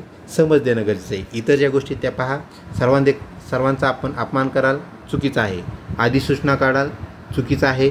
त्यानंतर बेशिस्त शिक्षकांची आपण बोर्डावर बाहेर नावं लिहून ठेवली की हे प्रार्थनेमध्ये बोलत होते, यामुळे दुष्परिणाम आपल्याला जाणवतात. मानसिकतेवर विद्यार्थ्यांचा परिणाम होतो. तसेच इतरही बाबी आपल्याला पाहायला मिळतात. शिक्षक मुख्याध्यापक यातील मतभेद वाढतात. ह्या सगळ्याच गोष्टी टाळायच्या असतील. फक्त जे शिक्षक प्रार्थनेवेळी बोलत होते त्यांना बोलून समज देणं गरजेचं. पुढचा प्रश्न, भावनिकदृष्ट्या सक्षम विद्यार्थ्याची वर्तणूक कशी असते? तर ते सहजपणे इतर विद्यार्थ्यासोबत जुळून घेतात. त्यांना कुठलीही अडचण येत नाही. जिथं जातील ते जुळून घेतील. त्याप्रमाणे आपल्याला पाहायला मिळतात. तुमच्या वर्गातील विद्यार्थी उपस्थिती कमी होईल म्हणजेच प्रेझेंटी जी आहे तुमची घटायला लागली. तुम्ही काय कराल तर त्यामागे कारणमीमांसा जाणून घ्याल. तर कशामुळे विद्यार्थी नेमके कमी होत आहेत, कुठला एखादा रोगराई पसरलेली आहे का, त्यामुळे विद्यार्थ्यांना काही त्रास होत असेल किंवा त्या अनुषंगाने विद्यार्थी येत नसतील अशी काही बाब आहे का एखाद्या, ह्या सर्व बाबी तुम्हाला त्या अनुषंगाने तुमच्या शालेय शाळा तुमची जिथे आहे त्या अनुषंगाने जाणून घेणं तुम्हाला क्रमपाठ ठरेल, गरजेचे ठरेल. तसेच कुठल्या यात्रा किंवा काही सामाजिक प्रसंग आहेत का ज्यामुळे अनेक विद्यार्थी ॲब्सेंट राहत आहेत, ह्याही गोष्टी आपल्याला जाणून घ्याव्या लागतील. म्हणजे ऑप्शन 3 आपलं करेक्ट उत्तर होय. एक विद्यार्थी वर्गात संकोचवरती तुमच्यासोबत वागतो, तुमच्यासोबत बोलतो, तर तुमची ॲक्शन काय असायला पाहिजे? तर ज्यावेळेस तो खुश आहे तर त्यावेळेस त्याला प्रश्न जर विचारले आणि त्यानुसार त्याच्या प्रश्नाची उत्तरे आपण काढली आणि त्याची आपण प्रशंसा जर केली तर नक्कीच तो विद्यार्थी बोलू लागेल. त्याची संकुचित जी वृत्ती आहे ती आपल्याला प्रगल्भ झालेली पाहायला मिळेल. अशी आपल्याला ॲक्शन करणं गरजेचं आहे. त्याला वर्गाबाहेर काढणे काहीच गरज नाही. त्याचा अपमान करणे काही उपयोगी ठरणार नाही. त्याला प्रश्नच विचारणार नाही असं चांगलं नाही. तर पुढचा प्रश्न पाहूया. मुलींची वाढ आणि विकास मुलांच्या तुलनेत जलद गतीने होते, याबद्दल आपलं काय म्हणणं आहे? हे 100% अचूक आहे. हे 50% अचूक आहे म्हणजे 50% चूक ठरतं. त्यामुळे आपला पर्याय 2 उत्तर नाही. 50% बरोबर आहे याचा अर्थ 50% चूक आहे, ते बी चुकीचं आहे. यापैकी काहीच नाही. तर यापैकी एक उत्तर असल्यामुळे यापैकी काही नाही हा पर्याय आपलं उत्तर नाही. तर हे 100% अचूक आहे. म्हणजे नैसर्गिकरित्या मुलींची वाढ आणि विकास ही झपाट्याने होत असते. तर ऑप्शन 1 आपलं करेक्ट उत्तर ठरते. अजून एका उदाहरणातून आपल्याला ते समजते. मुलींचं जे लग्नाचे वय आहे तर ते मिनिमम वय या कमीत कमी वय म्हणून आपण ते 18 आहे आणि मुलांसाठी ते आपल्याला 21 असलेलं पाहायला मिळतं. म्हणजे शारीरिकदृष्ट्या मानसिकदृष्ट्या हे मुलीची वाढ विकास हा फास्ट होत असतो, जलद होत असतो. तर हे विधान 100% अचूक आहे. ऑप्शन 1 करेक्ट उत्तर होय. विज्ञान शिकवताना एखादी संकल्पना डॅश पद्धतीने सोयीस्कर ठरेल. विज्ञानासाठी एकच रामबाण पद्धती आहे. विज्ञान जास्तीत जास्त चांगल्या प्रकारे समजण्यासाठी ती म्हणजेच प्रायोगिक प्रॅक्टिकल मेथड. ऑप्शन 3 आपलं करेक्ट उत्तर ठरते. चर्चा पद्धती ही सहाय्यक आहे. प्रश्नोत्तर पद्धती पण विज्ञानामध्ये चालते. तर भूगोलासाठी स्पेशल असणारी क्षेत्रभेट ही पद्धत आपल्याला पाहायला मिळते. विज्ञानातसुद्धा ती कधी कधी उपयोगी ठरते. तर ऑप्शन 3 नेहमी उपयोगी ठरणारी जास्तीत जास्त फायदा देणारी पद्धत म्हणजेच प्रॅक्टिकल मेथड होय. पुढचा प्रश्न, मौखिक मार्गदर्शन ही पद्धती कुठे कुचकामी म्हणजे बिनकामी ठरते? तर कौशल्य आपण शिकवायला लागलोत आणि तोंडीच कौशल्य शिकवायलो. मौखिक शिकवणे म्हणजेच काय? फक्त तोंडी आपण भाषण करायलो की हे कौशल्य असं असलं पाहिजे, असं ह्या कौशल्याचे हे फायदे आहेत, हे तोटे आहेत. आपण नुसतं तोंडी सांगायला हे सांगणं, नुसतं सांगतच बसणं हे चुकीचं ठरेल. तर ऑप्शन 1 कौशल्य शिकवताना आपल्याला ते करून दाखवावं लागेल. म्हणजे प्रॅक्टिकल आपल्याला करून दाखवावं लागेल. त्याच वेळेस ते विद्यार्थ्यांना चांगलं समजेल आणि ते फलदायी ठरेल, उपयोगी ठरेल. ऑप्शन 1 करेक्ट उत्तर. अध्यापन म्हणजे एकच गोष्ट असते ती म्हणजे शिकवणे, शिकणे नाही. तर शिकण्यासाठी अध्ययन हा शब्द आहे. ही गोष्ट आपण लक्षात ठेवा. अध्ययन म्हणजे शिकणे आहे आणि अध्यापन म्हणजे शिकवणे. तर ही टीचिंग म्हणजे शिकवणे ज्याला आपण अध्यापन म्हणतो आणि लर्निंग म्हणजेच काय आहे तर अध्ययन. ऑप्शन 2 आपलं करेक्ट उत्तर होय. पुढचा प्रश्न, अध्यापकाचे म्हणजे शिक्षकाचे मुख्य कार्य कोणते असते? अध्ययनात विद्यार्थ्यांच्या अध्ययनामध्ये रुची निर्माण करणे. महत्त्वाचं काम विषयाचे चांगले स्पष्टीकरण देणं. अतिशय महत्त्वाचं काम संकल्पना विश्लेषण करणे. विश्लेषण करणे म्हणजे समजावून सांगणे अतिशय महत्त्वाचं. तर ऑप्शन 4 आपलं करेक्ट उत्तर ठरतं हे सर्व.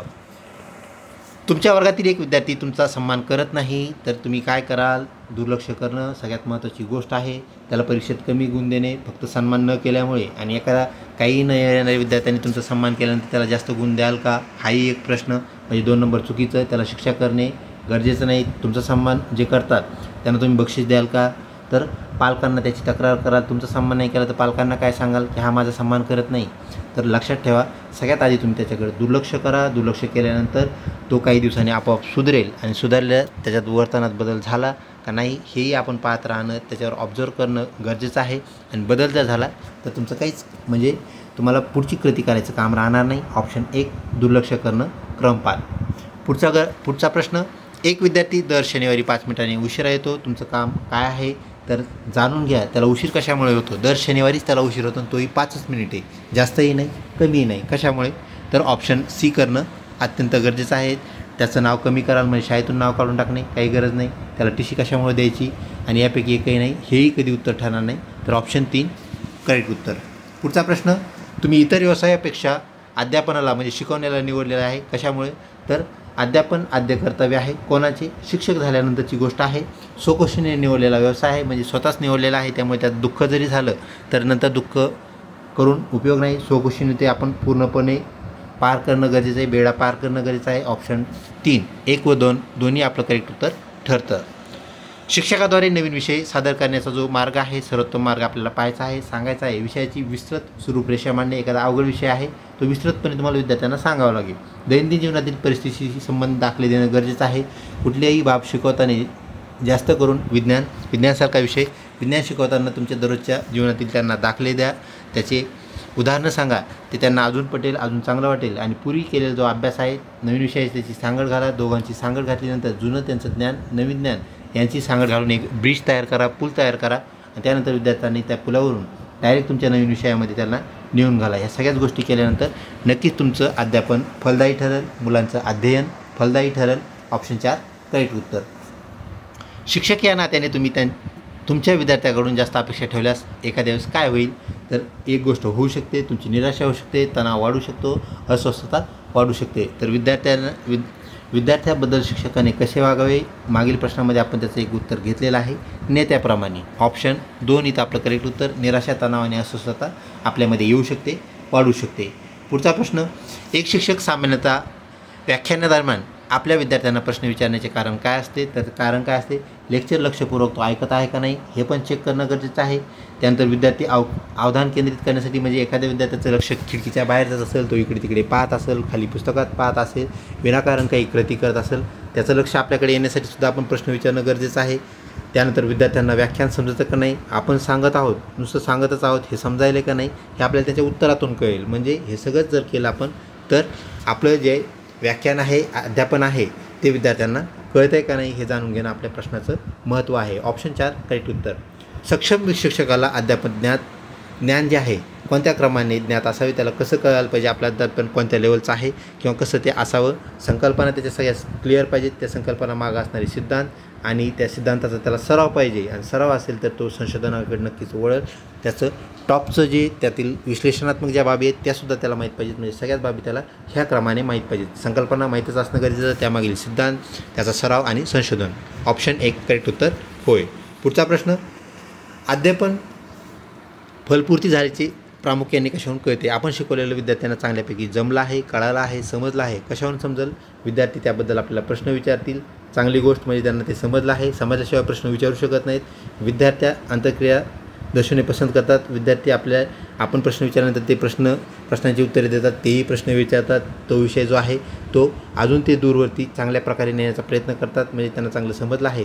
विद्यार्थ्यात एक दृष्टिकोन निर्माण होतो. आपल्या अध्यापनाचा जो घटक होता त्यातून ते त्यांना चांगलं समजलेलं असतं, म्हणून त्यांची एक दृढ भावना बनते, ज्याला आपण दृष्टिकोन असं म्हणतो. आणि ह्या सर्वच गोष्टी घडतात कशानंतर, तर अध्यापन फलपूर्ती झाल्यानंतर घडलेल्या पाहायला भेटतात. ऑप्शन 4 करेक्ट उत्तर.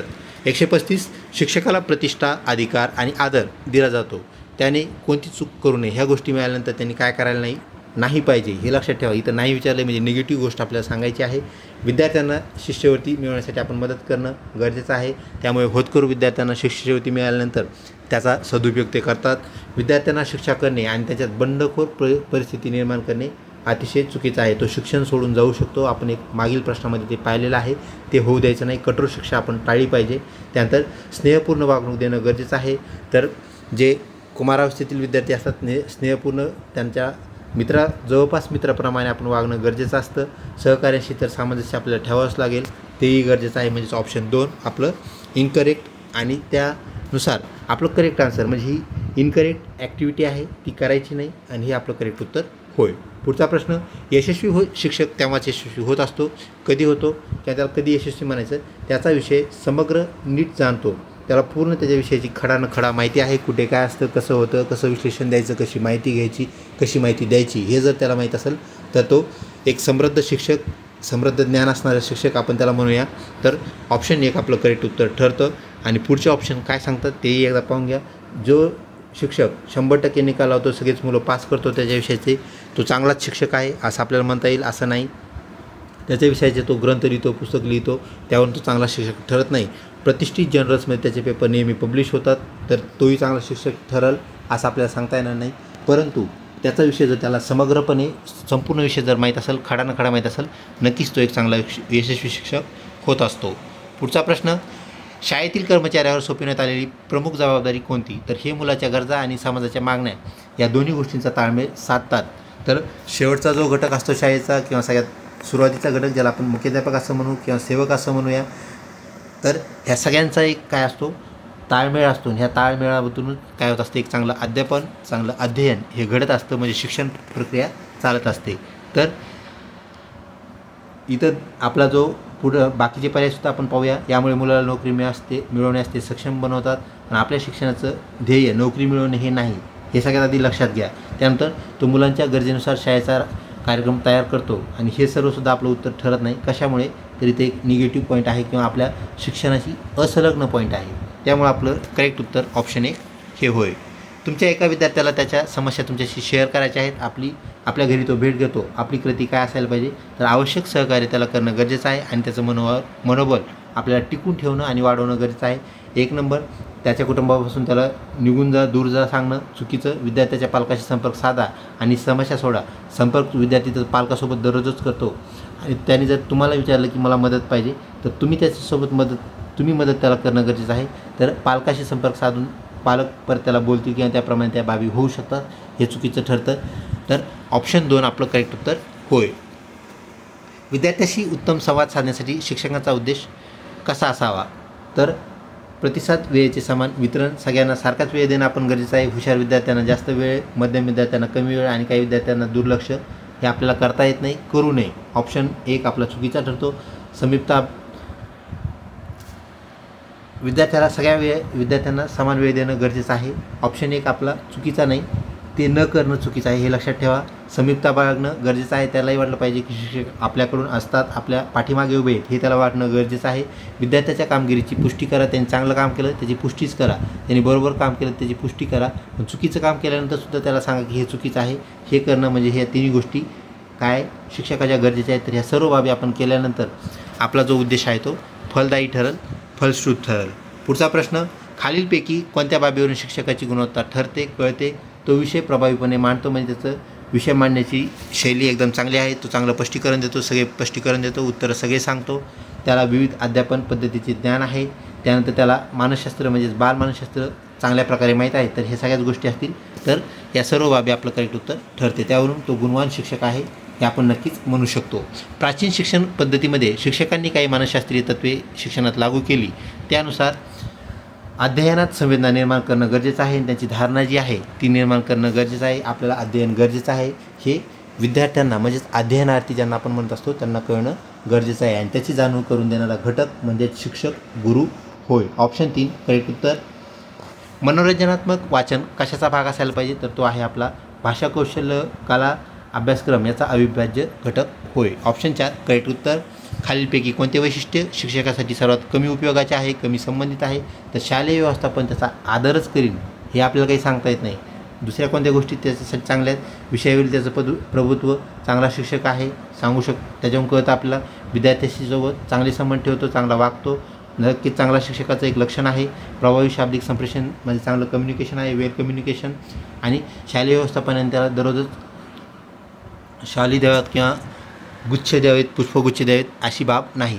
तर शालेय व्यवस्थापन अशा शिक्षकाला एखाद्या वेळेस दुर्लक्षितही करू शकते, तर त्यावर शिक्षक अवलंबून नसतोच, कधीही नसतो, हे लक्षात ठेवा. ऑप्शन 2 करेक्ट उत्तर होय. खालीलपैकी कोणते विधान शिक्षक कृती संहितेत न बसणारे? आता सगळ्यात महत्त्वाची गोष्ट इथं न बसणारे म्हणजे चुकीचं काय आहे ते आपल्याला शोधायचं आहे. विद्यार्थ्यांना अध्ययनास जो स्वारस्य निर्माण करतो तो खरा शिक्षक, हे बरोबर आहे, चांगला आहे. विद्यार्थ्यांना मार्गदर्शन करतो, शिस्त लावण्यास सक्षम आहे, चांगला शिक्षक. त्यानंतर स्वतःला नवीन परिस्थिती जुळून घेत नाही किंवा तो नाखुश आहे, काही नवीन आलं, एखादं नवीन ट्रेनिंग आलं, नवीन कुठली बाब आली तर त्याला ते आवडत नाही, असा असणारा शिक्षक चांगला शिक्षक असू शकत नाही. म्हणजे न बसणारा घटक हा 3 नंबरचा आहे. 4 नंबरचा काय सांगतो, शिक्षक करत असलेल्या कामाबद्दल नेहमी काय असतो, नक्कीच तो उत्साही असतो. कुठलाही काम दिलं की तो उत्साहाने पेलतो, उत्साहाने अंगावर घेतो आणि पूर्ण करतो. पुढची गोष्ट, खालीलपैकी चांगला शिक्षक कोण असू शकतो, तर ज्यांच्या विद्यार्थ्यांना प्रश्न विचारण्याची गरज नाही. दरवेळेस हे सांगता येणार नाही, असं नाही की एखाद्या वेळेस विद्यार्थ्याला समजलं नाही तरी ते प्रश्न विचारत नाहीत, म्हणून ही गोष्ट सत्य आहे असं आपल्याला म्हणता येणार नाही. विद्यार्थ्यांनी विचारलेल्या सर्व प्रश्नांची उत्तरे कोण देतो. त्यानंतर जो मुलांना अभ्यासक्रमात नसलेली गोष्ट जाणून घेण्यासाठी कधीही प्रोत्साहित करत नाही, तर हे गरजेचं आहे. म्हणजे एखादा भाग आपल्या अभ्यासक्रमात नाही आहे आणि तो भाग तुम्ही जाणून घ्या असं म्हणणारे शिक्षक, तर तो वेळ काढू असू शकतो, हे लक्षात घ्या.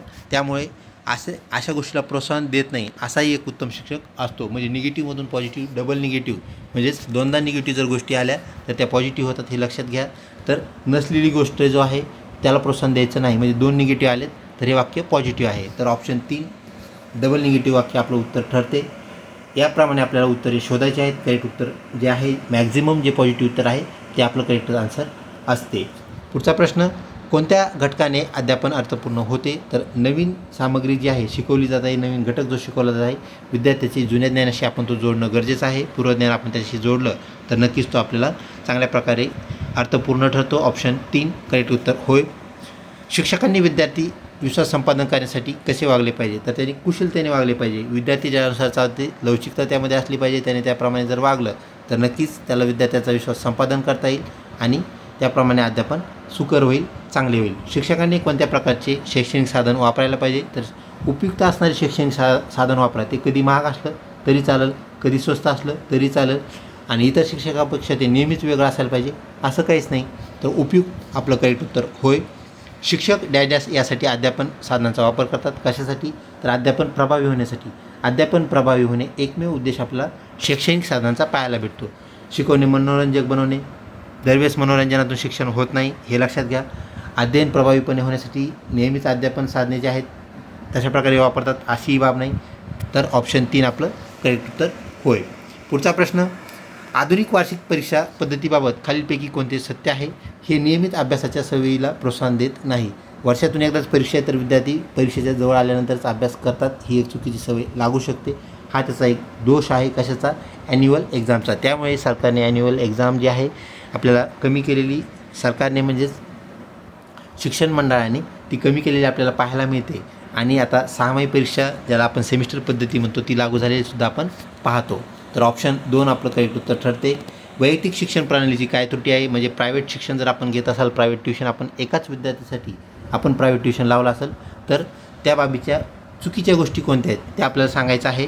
तर विद्यार्थ्यामध्ये सामाजिकतेची भावना निर्माण होण्याची गरज नाही, म्हणजे होणार नाही हे लक्षात ठेवा. निर्माण होत नाही किंवा ते करत नाही हे वाक्य त्याची निगडीत आहे, त्याची त्रुटी. त्यानंतर स्पर्धेची भावना राहत नाही, कारण तो एकटाच विद्यार्थी कितीही जरी मार्क त्याला पडले तर तो फर्स्ट नेहमी येणार आहे किंवा त्याला जास्त स्पर्धा करावीशी वाटत नाही. वेळ आणि ऊर्जेचा अपव्यय नक्कीच होणार आहे.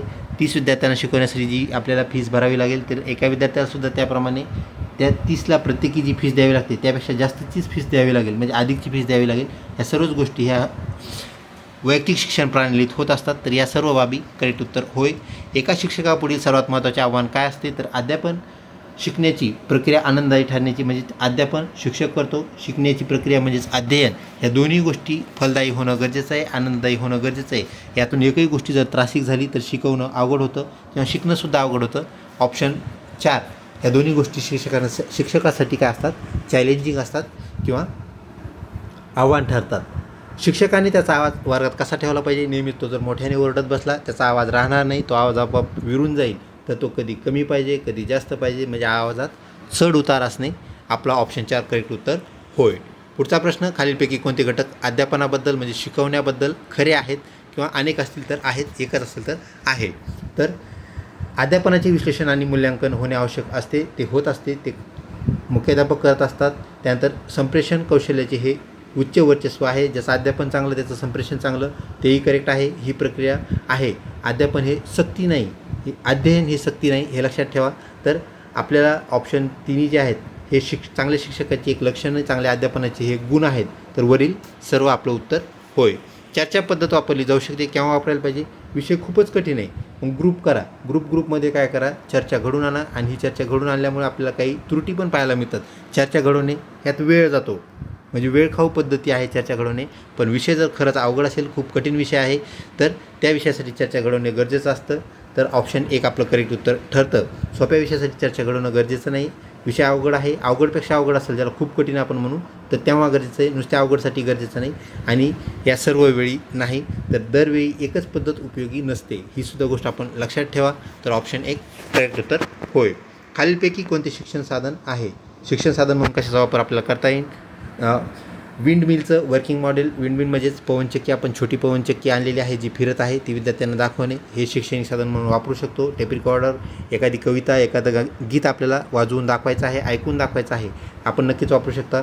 एक 16 mm फिल्म प्रोजेक्टर आपण वापरू शकता, हेही वापरता येईल. हे सर्व जर केलं तर ते शैक्षणिक साधने होय. ऑप्शन 4 करेक्ट उत्तर. शिकवण्याचे मुख्य उद्दिष्ट काय असते? फक्त तर्कशक्ती विकसित करणे. हे अनेक जे वैशिष्ट्ये आहेत, उद्दिष्टे आहेत, त्यापैकी एक आहे. फक्त एकटंच नाही, हे लक्षात ठेवा. फक्त विचार विकसित करणे हे पण आहे. म्हणजे अनेक विचारामध्ये हे एक विचार आहेत, म्हणजे हे दोन्हीसुद्धा विचार आहेत, तर ते आपल्याला घेऊन जातील एकाच गोष्टीकडे. म्हणजे 1 व 2 असा पर्याय असणार ऑप्शन 3. एका पालकांनी तुमची तक्रार केली, तुम्ही काय कराल? तर त्याची बाजू आधी समजून घ्या, नंतर तुमचा खुलासा मुख्याध्यापकांना द्या आणि त्या पालकांना पण द्या. पुढचा प्रश्न, एक विद्यार्थी लिहिण्यात मागे राहतो, आपल्याला काय करायला पाहिजे? तर त्याचा अधिकचा लिहिण्याचा सराव करून जर घेतला तर तो इतर विद्यार्थ्याच्या स्पीडमध्ये सहभागी होऊ शकतो, समरस होऊ शकतो. ऑप्शन 3 करेक्ट उत्तर. अध्यापनाची गुणवत्ता कोणत्या बाबीवरून प्रतिबिंबित होत असते, दिसत असते, ओळखता येते? तर विद्यार्थ्यांनी विचारलेल्या त्यांची प्रश्नांची जी गुणवत्ता आहे, ते डीप प्रश्न विचारतात का, ॲडव्हान्स प्रश्न विचारतात का, याहून ते ठरते. ऑप्शन 3 करेक्ट उत्तर. जर एखाद्या शिक्षकाला विद्यार्थ्याच्या प्रश्नाचे उत्तर देता आले नाही, एखादा अवघड प्रश्न किंवा नवीन प्रश्न जर विद्यार्थ्यांनी विचारला, तर आपण काय करायला पाहिजे? तर त्याला असं सांगा की तो सल्लामसलत, तो म्हणजे इथे शिक्षक, आपण सल्लामसलत करू आणि त्यानंतर उत्तर देऊ. त्याच्याकडून वेळ मागून घ्या. कुठलाही त्यात अपमान नाही, कुठलाही कमीपणा नाही. एखादा विषय आपल्याला माहीतच नसेल, तो आधी आपल्याला शिकणं गरजेचं आहे आणि त्याप्रमाणे आपण वागलं पाहिजे. शाब्दिक मार्गदर्शन अध्यापनात सर्वात कमी प्रभावी कोणती गोष्ट आहे? तर कौशल्य. ऑप्शन 4 करेक्ट उत्तर. मूल्यमापन कोणत्या घटकाचे व्हायला पाहिजे? मूल्यमापन सगळ्याचेच व्हायला पाहिजे. अध्ययन म्हणजे शिकणाऱ्यांचे, अध्ययनार्थी विद्यार्थ्यांचे, अध्यापन म्हणजे शिकविण्याचं जे काम करतात शिक्षकांचे, शिकवणं कसं आहे त्याला अध्यापन म्हणू आपण, व्यवस्थापनाचे सुद्धा व्हावे आणि ह्या सगळ्याच घटकाचे व्हावे. ऑप्शन 4 करेक्ट उत्तर. वर्गातील शिस्त याद्वारे प्रभावीपणे राखली जाऊ शकते. विद्यार्थ्याच्या गरज आवडनुसार आपण काय करणं गरजेचं आहे? शिकवणं गरजेचं आहे, अध्यापन करणं गरजेचं आहे. त्यामुळे शिस्त चांगल्या प्रकारे राखली जाते.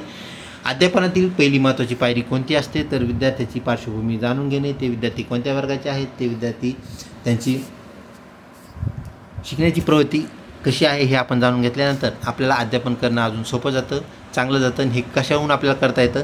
तर आपण प्रश्नोत्तरे त्यांना विचारून त्यांची मानसिकता आपण जाणून घेऊन ते करणं गरजेचं आहे. नवीन शिक्षकासाठी ते अत्यंत उपयुक्तीची असणारी पायरी होय. विद्यार्थ्यांना कोणते शिक्षक आवडतात? कसे शिक्षक त्यांना आवडतील? महिला शिक्षक नेहमीच आवडतील असं सांगता येत नाही. शिस्तप्रिय शिक्षक एकदम कडक आहेत असे आवडतील, असंही सगळ्यांनाच आवडतील असं सांगता येत नाही. प्रभावी अध्यापन करणारे शिक्षक मात्र सर्वांनाच आवडतील. सर्व विद्यार्थ्यांना चांगले शिकवणारे शिक्षक आवडतात. विद्यार्थी कसाही असो, अतिशय हुशार असो, त्याला चांगले शिक्षक आवडतात. चांगले शिकवणारे शिक्षक आवडतात. कमी हुशार असेल, मध्यम असेल, डांबरट असेल, भांडखोर असेल, कुठलाही विद्यार्थी असेल, तर प्रभावी शिकवणारे शिक्षक जे आहेत सर्वांची मने जिंकतात, सर्वांना अध्यापन जे आहेत व्यवस्थित करतात. ऑप्शन 3 करेक्ट उत्तर. गमती करणारे शिक्षक नेहमीच विद्यार्थ्यांना आवडतील असं नाही. शालेय स्तरावरील व्यवस्थापन कसे असायला पाहिजे? तर ते सर्वांगीण बाबीचा विकास करणारे पाहिजे. नुसते कलागुणांना वाव देतं तर इतर गोष्टीकडे दुर्लक्ष करतं असं चालणार नाही. खेळांना वाव देतं, इतर बाबी पाहत नाही, गरजेचं नाही. प्रसिद्धीला वाव देत असतं, शाळेची ॲडव्हर्टाईजमेंट करण्यासाठी वाव देतं, इतर बाबी पाहत नाही. तर सर्वांगीण विकासांना सर्वांगीण बाबींना म्हणजे सर्वच घटकातील विकास म्हणजे खेळाची जी भावना आहे विद्यार्थ्यात ती विकसित करणे, शिक्षणाबद्दलची भावना किंवा इतर बाबीबद्दलची भावना. तर ऑप्शन 4 करेक्ट उत्तर. तुम्ही शिक्षक होण्यासाठी प्रभावित झाला आहात कशामुळं? तर अध्यापनात तुम्हाला रस आहे, यामुळे तुम्ही काय केलेलं आहे? हा व्यवसाय निवडला आहे, BEd CETचा फॉर्म भरला आहे. कठीण विषयाची मांडणी कशी करायला पाहिजे? तर पूर्वज्ञानाच्या आधी चाचपणी करायची. विद्यार्थी कसं काय आहेत, त्यांची लेवल तिथपर्यंत, त्याला आपल्याला ब्रिज किती मोठा बांधावा लागेल, त्यांना समजावण्यासाठी आपल्याला काय करावं लागेल हे जाणून घेणे म्हणजे पूर्वज्ञानाची चाचपणी करणे. विद्यार्थी प्रश्नात आंतरक्रिया त्यांची घेणं म्हणजे त्यांना प्रश्न विचारायचे, त्यातून उत्तरे जे मिळतात आपल्याला कुठपर्यंत आपल्या ध्येयापर्यंत त्यांना पोहोचवण्यासाठी आपल्याला काय करावं लागेल याची आपल्याला कल्पना येते आणि सोपी प्रस्तावना करणं गरजेचं आहे. ह्या सर्व गोष्टी केल्या तर अवघड विषय कठीण विषय तुम्ही सहजपणे शिकू शकता. तुमच्या शाळेत नवीन शिक्षिका येत आहेत, तुम्ही काय कराल तर त्यांना शक्य ती मदत करणं गरजेचे आहे. त्या नवीन आहेत तर मदत केल्यानंतर नक्कीच त्यांना एक मदत होईल व एक सामंजस्याची भावना त्यांच्यामध्ये आपल्याबद्दल जागृत होईल. त्यांची मस्करी करणं अतिशय चुकीचं, त्यांची फजिती करण्याचं पाहणं नक्कीच चुकीचं, निंदा करणं ही गोष्ट चुकीची. ऑप्शन 4 करेक्ट उत्तर. खालीलपैकी कोणते घटक अध्यापनात बाधा करतात तर ढासळलेलं मानसिक आरोग्य हे बाधा करतं, म्हणजे आपलं इथलं करेक्ट उत्तर. इतर कोणाची निंदा करणं हे सुद्धा बाधक ठरतं. अयोग्य तुलना करणे, खालीवर तुलना करणं हेही चुकीचं. ऑप्शन डी ह्या सगळ्याच गोष्टी चुकीच्या आहेत, बाधक आहेत. इथं प्रश्न निगेटिव्ह आहे, बाधा ठरतं म्हणजे चांगल्या नसलेल्या गोष्टी असा प्रश्न आहे, लक्षात ठेवा. याच्या तिन्ही गोष्टी वाईट आहेत. हे आपलं ह्या प्रश्नासाठीचं उत्तर. शाळेत विशेष गरजवंत मुलं आहेत तर प्रचंड हुशार मुलं आहेत, यासाठी आपण काय करावे तर आपल्याला ऑलरेडी माहीत आहे. या विशेष मुलांसाठी आपल्याला विशेष शिक्षणाची गरज असते, विशेष सोय आपण उपलब्ध करू. ग्रंथालयाची गरज कोणाला आहे तर प्रचंड हुशार असणाऱ्या विद्यार्थ्यांना गरज आहे. तसेच विशेष शिक्षणाची जी मुलं आहेत त्यांना तज्ज्ञ मार्गदर्शकाची सुद्धा गरज असते आणि प्रचंड हुशार मुलांनासुद्धा तज्ज्ञ मार्गदर्शनाची गरज असते. ह्या सर्व गोष्टी ऑप्शन डी करेक्ट उत्तर. विद्यार्थ्याची क्षमता विकसित होण्यासाठी अभ्यासक्रम कसा असायला पाहिजे तर तो स्वारस्यपूर्ण पाहिजे. ऑलरेडी आपण पाहिलेला अभ्यासक्रम सोपा असणं गरजेचं आहे आणि त्या घटकाच्या गरजांशी निगडीत, क्षमताशी निगडीत असणं गरजेचं आहे. त्याच वेळेस त्यांना त्याच्यात रस राहील, ज्याला आपण स्वारस्यपूर्ण म्हणूया. तर ऑप्शन बी आपलं करेक्ट उत्तर होय. विद्यार्थ्याचा वाढ व विकास कोणत्या घटकाशी निगडीत असतो तर तो अनुवंशिकतेशी निगडीत आहे, अंतःस्रावी ग्रंथीशी सुद्धा निगडीत आहे. ए व बी आपलं उत्तर ठरते. विशेष गरज असलेल्या विद्यार्थ्यात खालीलपैकी कोणत्या विद्यार्थ्यांचा समावेश होईल तर अंध विद्यार्थी बरोबर आहे, बहिरे विद्यार्थी बरोबर आहे, मुके विद्यार्थी तर ऑप्शन डी सर्व विद्यार्थ्यांचा स्पेशल एज्युकेशनचे विद्यार्थी म्हणून गरज असलेले विद्यार्थी, विशेष शिक्षण गरज असलेले विद्यार्थी यात समावेश होईल. खालीलपैकी कोणत्या घटकांच्या अभावी विद्यार्थी मानसिकता डळमळू शकते तर एकलकोंडीपणा असेल तर त्यांची मानसिकता डळमळू शकते.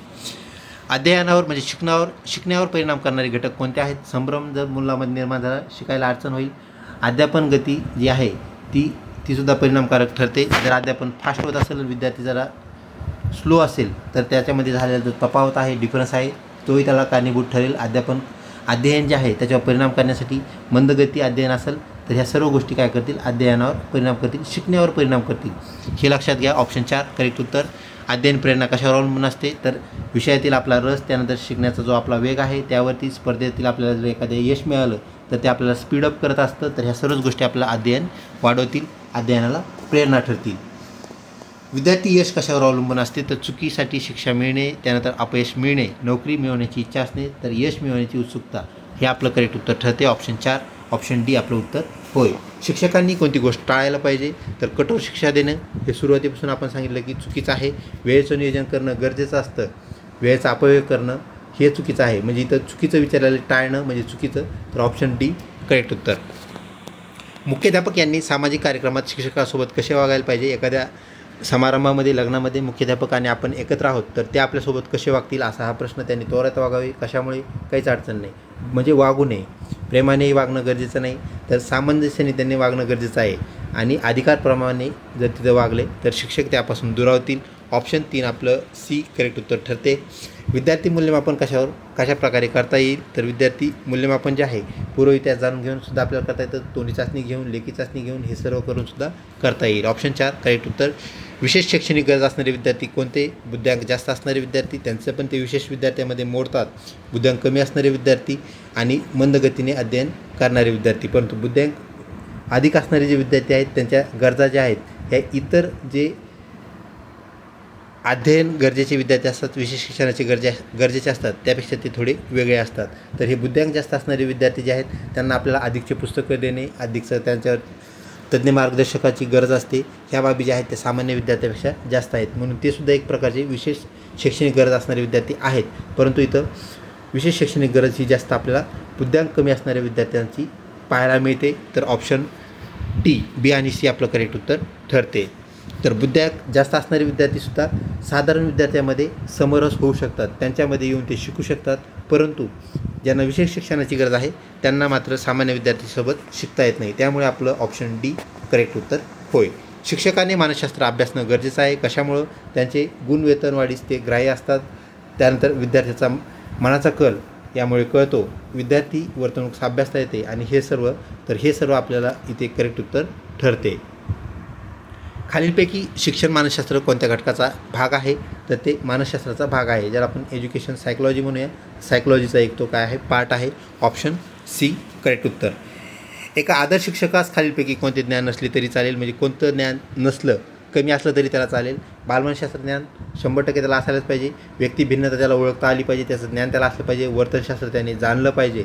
तर शरीर सुडोल कसं बनवायचं हे त्याला शिकण्याची गरज तितकीशी नाही आहे. कशामुळे? तर अध्यापनात त्याचा संबंध नाही आहे, तर त्याचा ह्या 3 गोष्टीसोबत जास्त संबंध आहे. म्हणून सी हा आपला वेगळा शब्द ठरतो, वेगळी संज्ञा ठरते.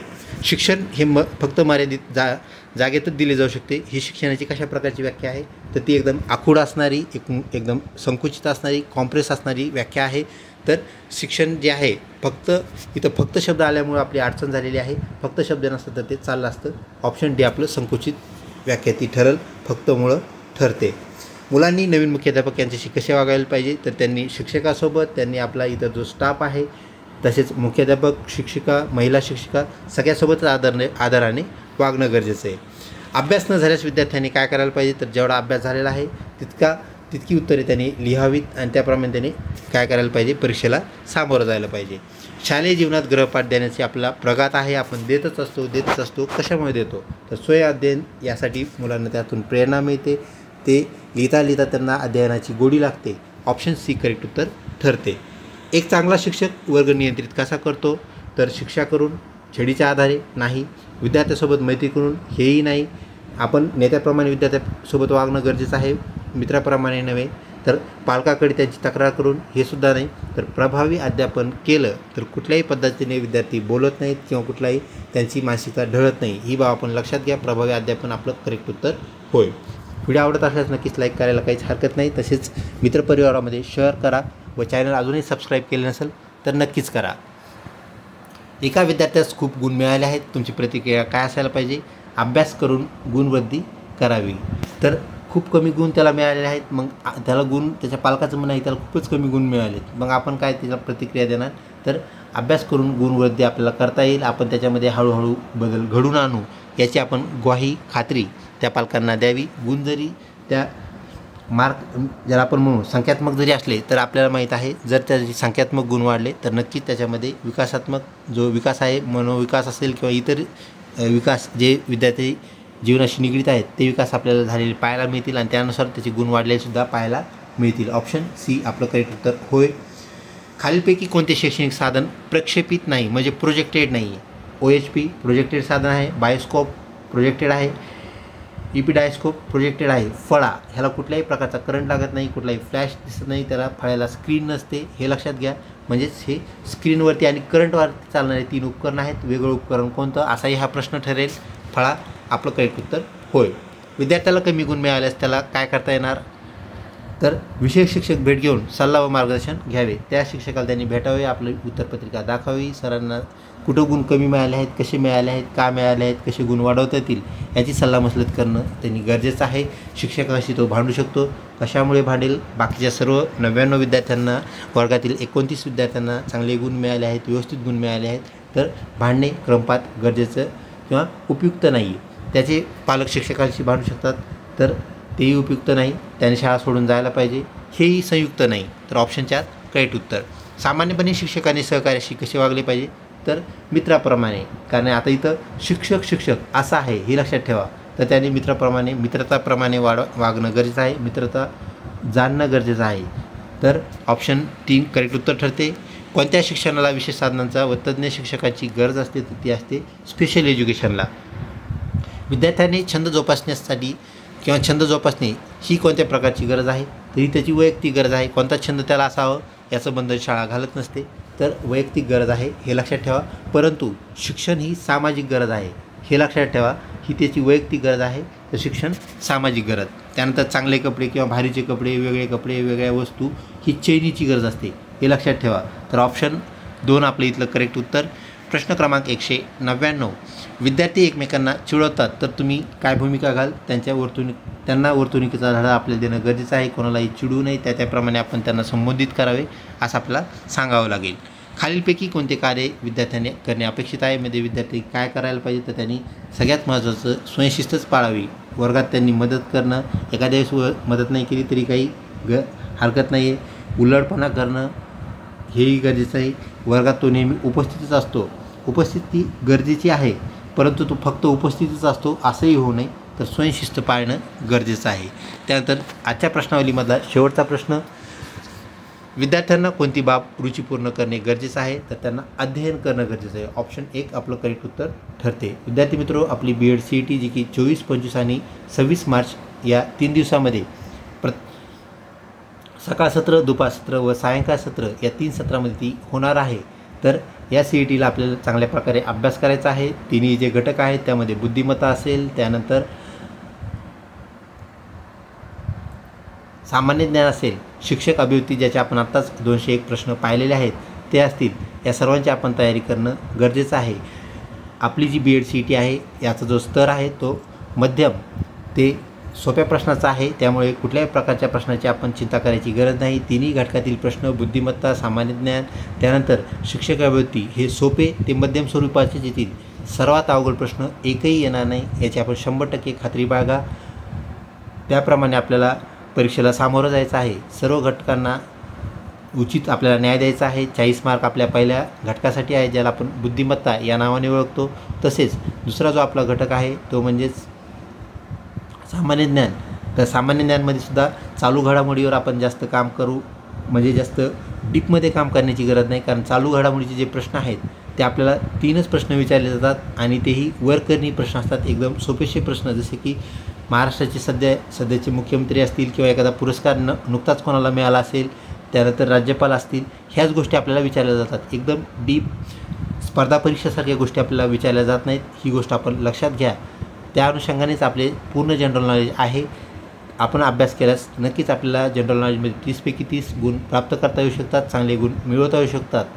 तर गेल्या वर्षीचा जो विद्यार्थी 87% म्हणजे 100 पैकी 87 मार्क, तर त्यालाही ते 87 मार्क्स घेणं सहज शक्य झालं. तर आपल्यालाही चांगले गुण घेता येतील. व्यवस्थितपणे आमचे जे व्हिडिओ लेक्चर्स अवेलेबल आहेत ते व्हिडिओ लेक्चर्स आपण केल्यानंतर आपल्याला चांगले गुण घेण्यास काहीच अडचण येणार नाही. कोणतीही आपली अडचण असेल तर आपण नक्कीच आम्हाला विचारू शकता, जेणेकरून आपल्याला मदत करायला आम्हाला नक्कीच आवडेल. लवकरच भेटूया पुढच्या महत्त्वपूर्ण लेक्चरमध्ये. तोपर्यंत धन्यवाद.